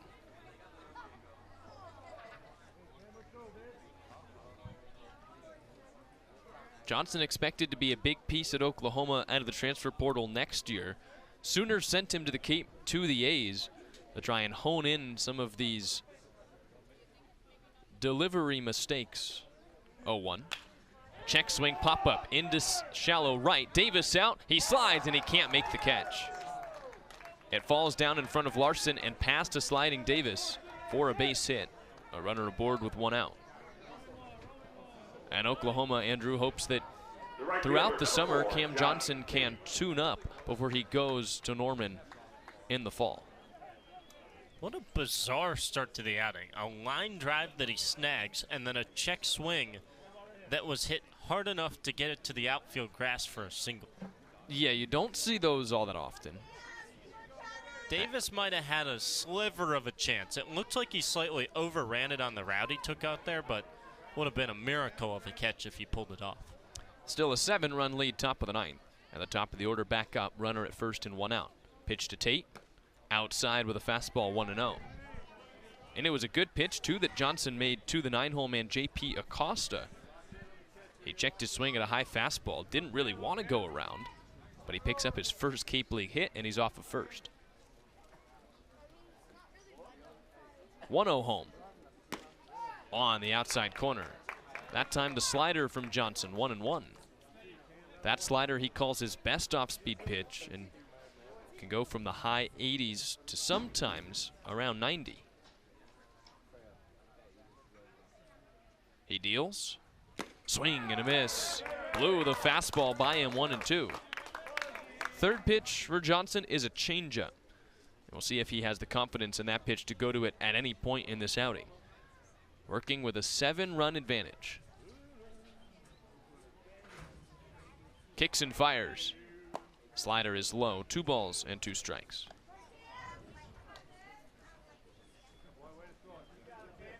Shortstop Kyle Lodis and second baseman Jaden Davis not quite pinched double play depth. Big hole on the right side of the infield, though, with Villeneuve holding on the runner Acosta at first. 2-2 pitch. In the dirt with a fastball, 3-2. And Johnson now in danger of his first walk of the night. Jackson West, the left-hander, waits on deck. Runner at first for Hyannis, 1 out in the inning. Johnson set at the belt. Here's his 3-2. In the dirt, ball 4. Fastball skips in and does not draw a swing from Tate. And 2 aboard with 1 out. The catcher, number 12, Jackson West. Command was good for Johnson through the first 2 hitters, but it falters a bit to Tate. So here's the lefty West. Catcher from Florida State tonight has a pair of hits, a ground ball, and a strikeout. He's the first lefty that has to face Johnson. And the first pitch is coming home. And it's slapped on the ground towards short. Hits the runner, and it's off of Kyle Lodis. Acosta rounded third base, and he stays there. Did not hit him, but he was just in the way of the sight line, so Lodis got eaten up. It totally looked like it kicked off of Acosta, but his distraction has the ball bounce off of Lodis. It's ruled an error on Chatham's shortstop, and the bases are loaded. What a wacky inning here in the 9th. I'm sure there would have been an argument from Chatham if it did hit him, because they would want the out. Must have gone right through the legs. So now the bases are loaded on what could have been a double play ball. And here's Michael DiTallo. Pitch. Outside with a fastball, 1-0. So comparatively to his last outing, Johnson has filled up the strike zone. He's given up a flare base hit on a check swing and an error at short on what could have been an inning-ending double play. 1-0. In the dirt with a changeup. 2 balls and no strikes. Tough to focus up and continue to fill up the zone when contact like that is turning into base runners. But it's all in the art of pitching as Johnson searches for 1 or 2 more outs here in the 9th. The duo. Check swing, low slider. Did DiTallo go around? No, he didn't. And it's 3 balls and no strikes. Chatham is in danger of walking in a run for the second time tonight. Tanner Franklin walked 4 consecutive Harbor Hawks in the 6th for a single run put up in that inning. Another lefty warms up in the bullpen for the A's. If Johnson can't get DiTallo, we'll see how long the leash is. Bases juiced, 3 balls and no strikes, just 1 out. Here's the pitch. High for ball 4. Not close off the outside corner. Acosta comes in to score. Bases still loaded, and it's 10-4 in the ninth.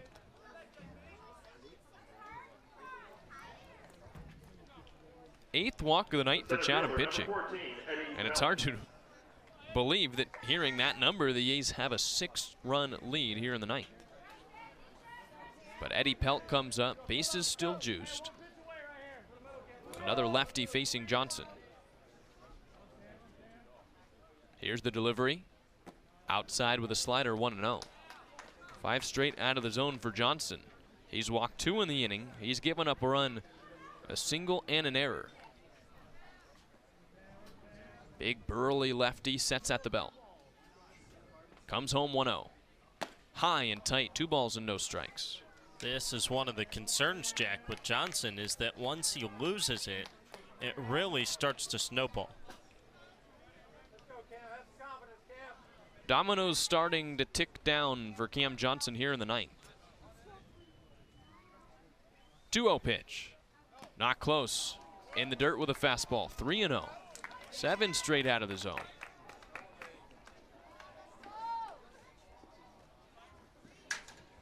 Eric Batty takes a peek to the bullpen.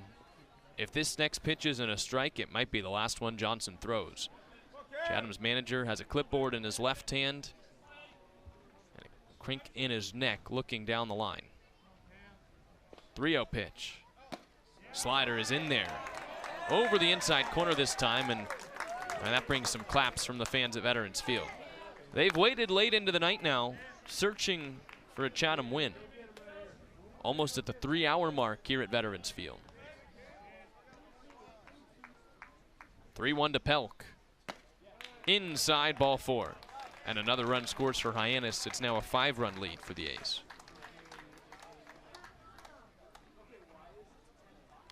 Eric Batty sets the clipboard down atop the dugout. He puts the walkie-talkie back in his pocket, and he makes a point before he even leaves the dugout out to the bullpen. He gave Cam Johnson a chance here in the ninth, but 2 runs have come in to score, and the A's are playing with fire with the tying run in the on-deck circle for Hyannis. New left-handed reliever coming in with the A's up 10-5 at Veterans Field. Stick with us. We'll get you the name of the new reliever when we come back on the Cape Cod Baseball Network. Chatham on TRC, Cape Cod.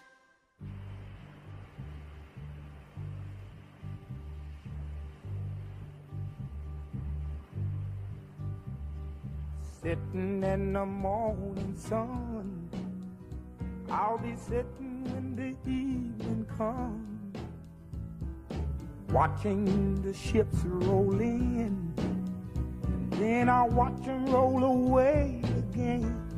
Yeah, I'm sitting on the dock of the bay, watching the tide roll away. Ooh, I'm just sitting on the dock of the bay, wasting time. I left my home in Georgia, headed for the Frisco Bay, 'cause I've had nothing to live for, and look like nothing's gonna come my way. So I'm just gonna sit on the dock of the bay, watching the tide roll away. Ooh, I'm sitting on the dock of the bay, wasting time. Look like nothing's gonna change, everything still remains the same. I can't do what 10 people tell me to do, so I guess I'll remain the same. Listen, sitting here resting my bones, and this loneliness won't leave me alone. Listen, 2,000 miles I roam just to make this dock my home. Now I'm just gonna sit at the dock of the bay. From one lefty to another, Chatham makes a pitching change in the ninth inning. Cam Johnson out, Andrew Williams in, as this call to the bullpen is presented by Chatham Bars Inn. A's entered with a 10-3 advantage here in the 9th inning. 2 runs are already in for Hyannis. The bases are still loaded, and there's 1 out in the inning. Instead of the lefty Eddie Saldivar, a right-handed pinch hitter comes up for Hyannis, as the Harper Hawks have maybe been able to taste a little bit of life here in the 9th. Eric Snow pinch hits for Eddie Saldivar, where the base is still juiced, 1 out in the inning, and the tying run in the on-deck circle here in the 9th. Lefty Andrew Williams from Georgetown bends at the waist. He stares in for his sign, and he comes set. First pitch to Snow. High and outside, 1 ball and no strikes. So Snow, Jack, is an all-star, and he's known for walking, as if we need more of that. He walks at over a 20% clip this summer. 1-0 pitch. He takes inside. Well, razor-thin margins on the inside corner, and I think rightfully so. Dugout for Chatham is a little perplexed about that call. So now it's 2-0 on Eric Snow. 345 hitter, gets on base at a 422 clip. 2-0 from Williams. Is popped up, foul right field. Out of play down the line, 2-1. Snow has drawn 8 walks. He's got 17 runs batted in with a couple of home runs. Stands in the back of the righty box with the chalk already all the way dug out. 3 hours and 3 minutes in, top of the 9th. 2-1 pitch. Outside with a changeup, 3-1. Mason White waits on deck. If a walk is drawn here by Eric Snow, White would come to the plate as the game's potential tying run. 2 in, bases loaded, 1 out. Williams comes home, and it's cracked foul. Back to the netting, 3-2. Andrew, it's imperative that Williams throws a strike. Sorry, I couldn't focus on what you were saying. We just had a Bat Boy race. Wouldn't be the first one tonight. It went sliding into the baseball. Both of them collided, and the Chatham Bat Boy came away with it and fist pumped all the way back to the dugout. The 3-2. High, ball 4. 3rd run walked into the inning. And this could be a calamity for the A's in the 9th. 3 in. And what was once a 7-run lead is now down to 4.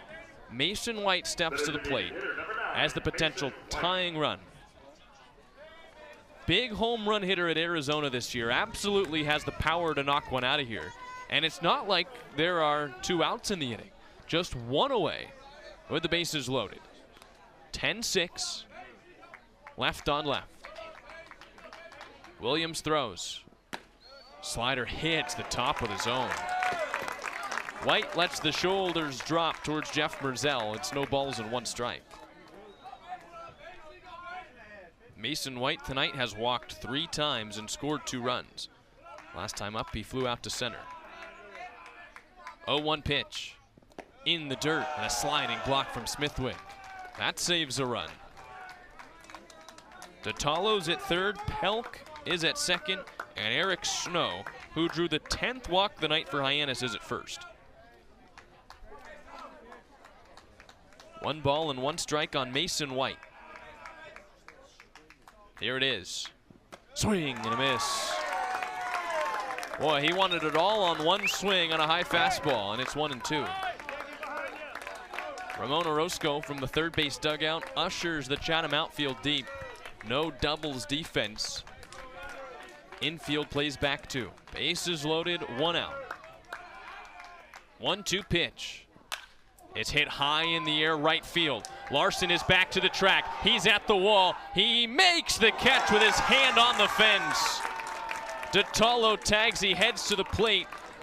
He scores, but that could have been a game-tying grand slam, and everybody's heart skipped a beat. Unbelievable. a foot away from the wall. Larson pulled it down. It's 10-7, and White almost tied it.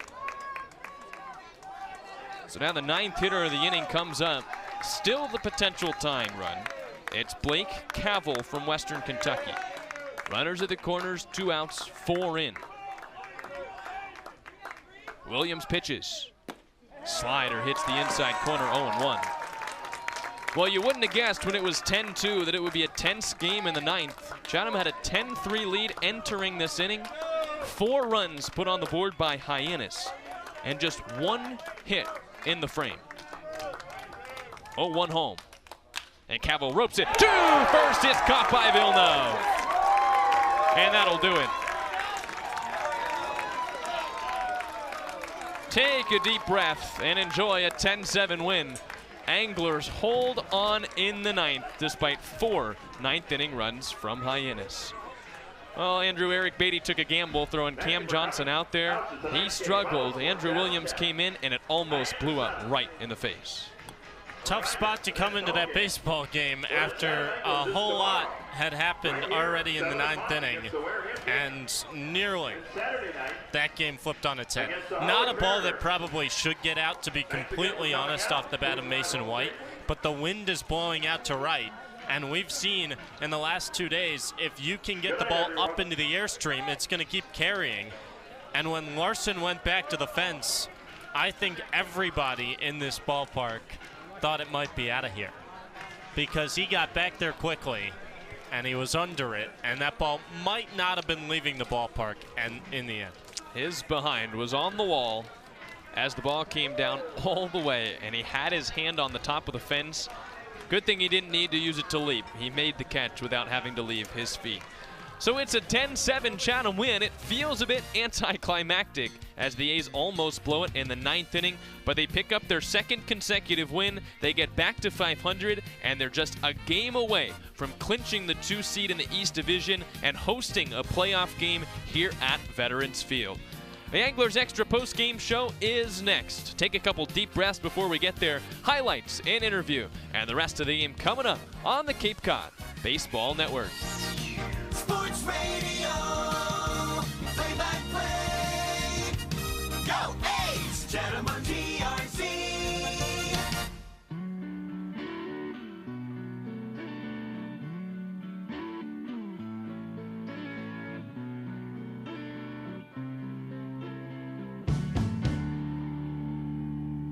When the lights go down in the city,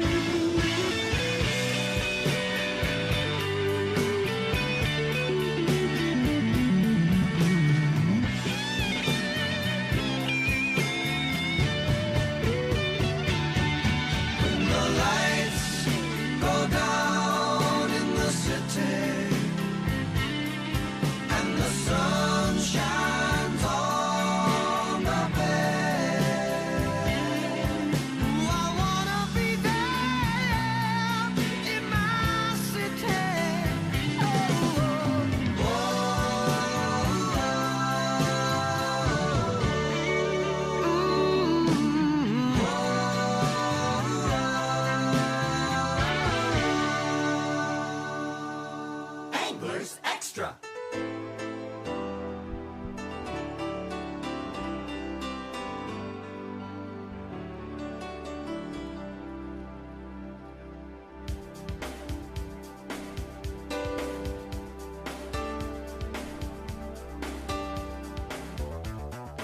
Welcome in to the Anglers Extra Postgame Show, presented by Chatham Bars Inn, New England's premier oceanfront resort. Well, the A's survive a scare in the 9th inning. They had a 10-3 lead going into the frame. They win 10-7, but it was a nail-biter at the end. On the Anglers Extra Postgame Show, we'll let you know how it happened with the postgame highlights presented by Touchstone Closing. But before we get there, Andrew Selover is waiting on the field. We'll go down to him for a postgame interview. All right, Jack, I'm down here on the field postgame with Ty Johnson. Ty, you talked to me pregame, and then you went and hit a grand slam in the game, so you get to talk to me after the game. How did that grand slam feel? More often, man. Need to do that more often. Yeah, it felt great. I was just trying to do a job. Bases were loaded, less than 2 outs, just trying to get the ball in the air, get some guys home, and good things happen when you put the bat on the ball. Wind blowing out a little bit to right field, and you got it just over the fence in right. When was the last time you hit a grand slam?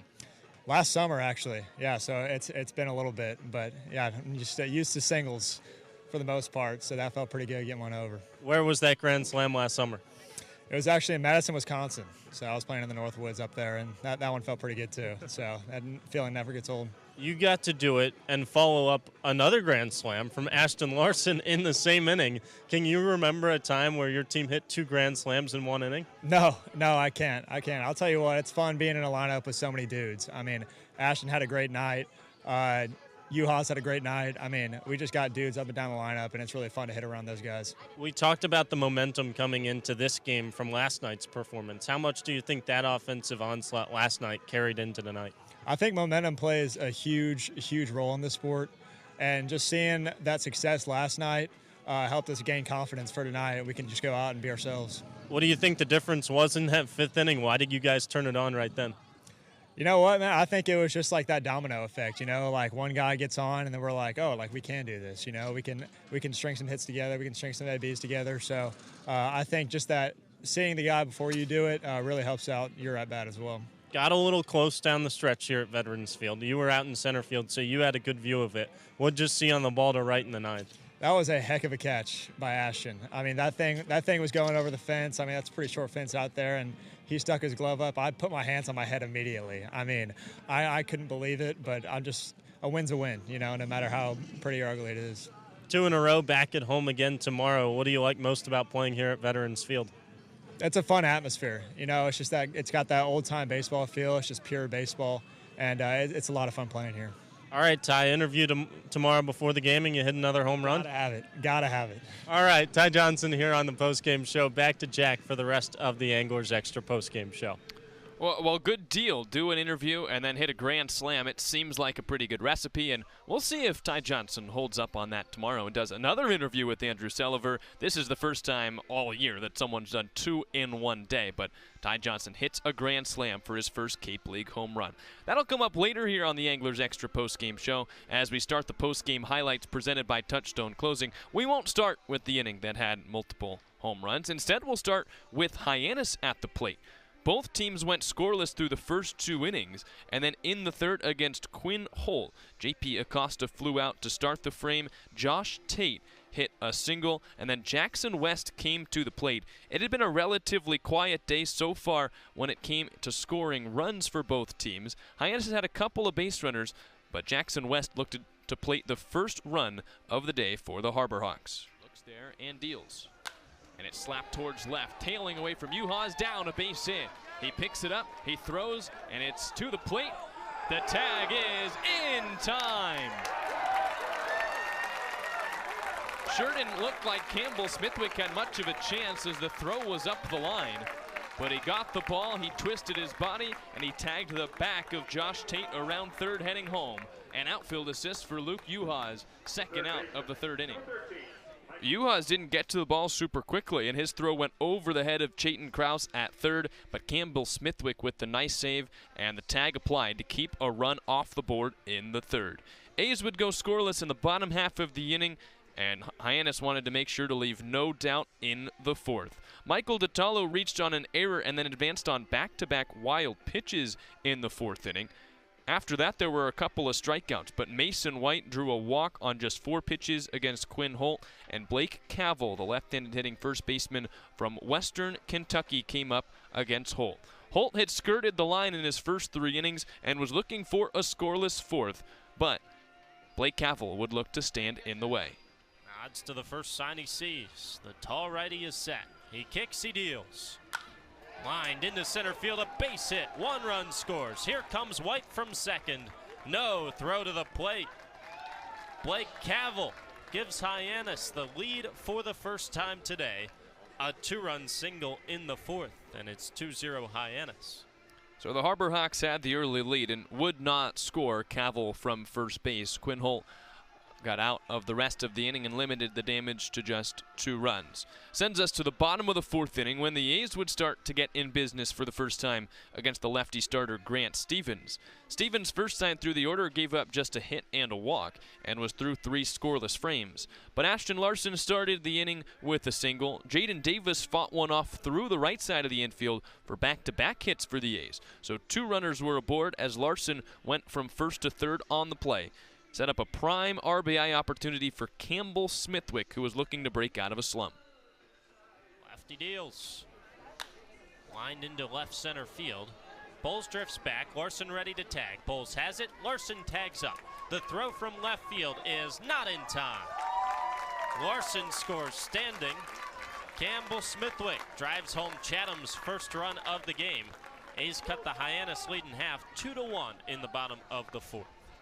Smithwick picked up an RBI, his 10th of the season, putting him in double digits, and the A's wouldn't have to wait around for much more offense. Smithwick on the play had knocked in Ashton Larson and also allowed Jaden Davis to go from first to second. He tagged up on the throw to the plate. So Robin Villeneuve had a runner in scoring position. A's were down by 1, but had a chance to tie the game up against Hyannis. Here it is. Roped up the middle, base hit. Davis gets the wave around third.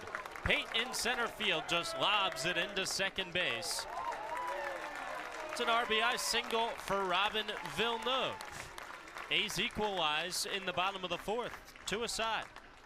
It was Villeneuve's first hit of the day, and he would end up reaching 3 times tonight against Hyannis pitching with a hit and a couple of walks. Now we'll get to the inning that you've all been waiting for. We go to the 5th. Luke Uhas started the inning with a single. It was an infield base hit, and it was his 2nd of 3 on the night. Bryce Roddy struck out looking, and then after that, Grant Stevens was pulled. Mason Martinez would be the right-hander chosen out of the pen for Hyannis. He faced Kyle Lodis to start the inning and gave up a walk. Chayton Krause would single, and the bases were loaded for Ashton Larson. A's had hit just 1 grand slam all year, and it came yesterday. And Ashton Larson, to this point, had yet to hit a Cape League home run. He would look to break both streaks when he came up to the plate in the 5th. Full count. Here's the offering. Sky towards right. He ambushed the fastball, and he plants it on the hill. 2nd straight night with a grand slam. And it's the first home run of the summer for Ashton Larson, who gifts Chatham a 6-2 lead in the 5th. 6 unanswered runs on the first home run and the first grand slam of the year for Ashton Larson. Think the A's would be done against Mason Martinez? Well, you'd be dead wrong. He had let 3 straight batters reach out of the bullpen, and then he let the next 3 reach too. Jaden Davis singled, Campbell Smithwick doubled, but the stop sign was up at 3rd for Davis. Robin Villeneuve would walk, which brought Ty Johnson to the plate. Much like Larson, Ty Johnson had not hit a home run yet this summer. Again, the A's just had 1 grand slam coming into today. Surely they wouldn't hit a 2nd one in the same inning against Mason Martinez, right? 0-1. Clocked out towards right field. Did he do it again? Johnson did! Another grand slam. Ty Johnson top spins one just over the right field fence. Oh, the energy is palpable at Veterans Field. Chatham's up 10-2 and a snowman in the 5th. An 8-run inning in the 5th for the A's put the Anglers up at the time 10-2. A's would only allow one more run before the 9th inning, a single run put up in the 6th on 4 consecutive Tanner Franklin walks, as the All-Star just did not have his best stuff tonight. But going to the 9th, it was a 10-3 advantage for the A's, and Eric Batty wanted to go with Cam Johnson out of the bullpen. We've documented throughout the year Johnson's struggles to throw strikes, and those popped up again in the 9th. He got Carson Bowles to line out to first, or actually right back to him, to start the inning. Then J.P. Acosta singled on a flare on a check swing. After that, a walk, an error, and then 3 consecutive walks brought up Mason White. Andrew Williams, the reliever, was into the game by this point, but Mason White, with a couple of runs in, now in a 10-6 game, was the game's potential tying run, still with the bases loaded. He's got all kinds of pop. He showed it all year at Arizona, had been struggling this year, but you couldn't imagine that the A's, who were up 10-2 at one point, 10-3 heading into the 9th, would be close to giving up a tie ball game. But that's what Mason White had in mind against the lefty Andrew Williams. 1-2 pitch. It's hit high in the air, right field. Larson is back to the track. He's at the wall. He makes the catch with his hand on the fence. DeTalo tags. He heads to the plate. He scores, but that could have been a game-tying grand slam, and everybody's heart skipped a beat. Likely would have gone out if Larson didn't make the catch with his hand on the fence. He didn't have to leap to rob a home run, but he might have saved the game for the A's, as a home run would have tied it up off the bat of Mason White and completed what would have been a 7-run 9th inning. Somehow that was only the 2nd out of the 9th, and so Andrew Williams had to get one more out. Blake Cavell would come up. He'd also be the game's potential tying run. We already talked about how he had a 2 RBI single earlier in the game, and he'd strike one well again, this time against Andrew Williams. 0-1 home. And Cavell ropes it to first. It's caught by Villeneuve. And that'll do it. Take a deep breath and enjoy a 10-7 win. Anglers hold on in the 9th despite 4 9th inning runs from Hyannis. Well, it could have gone a lot worse, but the A's held on to grab a win. It's the 2nd consecutive victory for the A's, 2nd one under interim manager Eric Batty. Both have come in dominant offensive fashion. Today the pitching slipped up a little bit in the 9th. After a 13-2 win against Brewster yesterday, the A's grab a 10-7 win against Hyannis tonight. 10 runs on 14 hits with 2 errors in the field for the A's.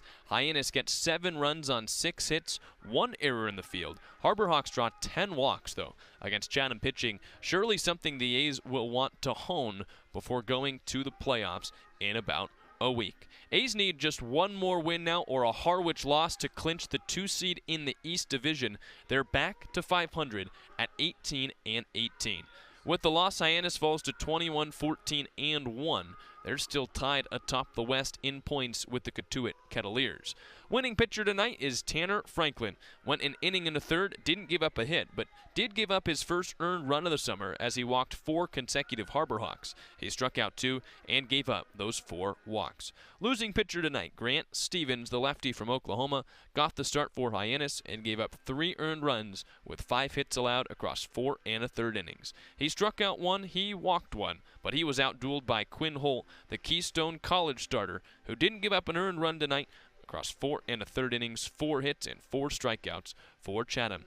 Andrew Williams, despite almost giving up a game-tying grand slam, gets the save. It's his first on Cape Cod. He finished up getting the last 2 outs of the 9th inning. Didn't give up a hit, but did walk in a run that was charged to the ledger of Cam Johnson. We got started 1 minute late at 7:01 p.m., finished up at 10:07 for a total game time of 3 hours and 6 minutes. It was 73 degrees, partly cloudy at first pitch, rained for about 45 seconds, pouring down in the 8th, but by the end of the game, it was a clear black sky above, and the Anglers picked up a win. 754 people attended the game tonight. 2nd straight home game for the A's, and they're right back here tomorrow. The Wareham Gatemen come to town, and like always, first pitch will be at 7 p.m. here at Veterans Field.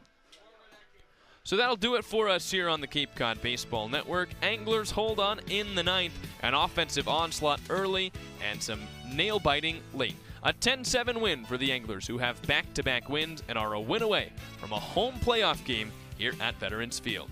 For my partner Andrew Selover, our producer Giovanni Collada, I'm Jack Smith saying thank you for tuning in to our game tonight. We'll hope we see you tomorrow. First pitch at 7 on the Cape Cod Baseball Network.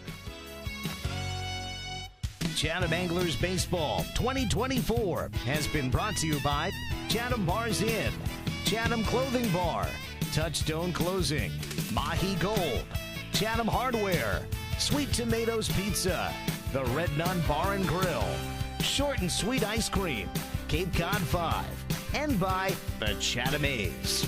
Chatham A's Baseball, sports radio, play-by-play, summertime on Cape Cod. This has been an exclusive presentation of Chatham A's Baseball on TRZ Team Line. Chatham on TRZ.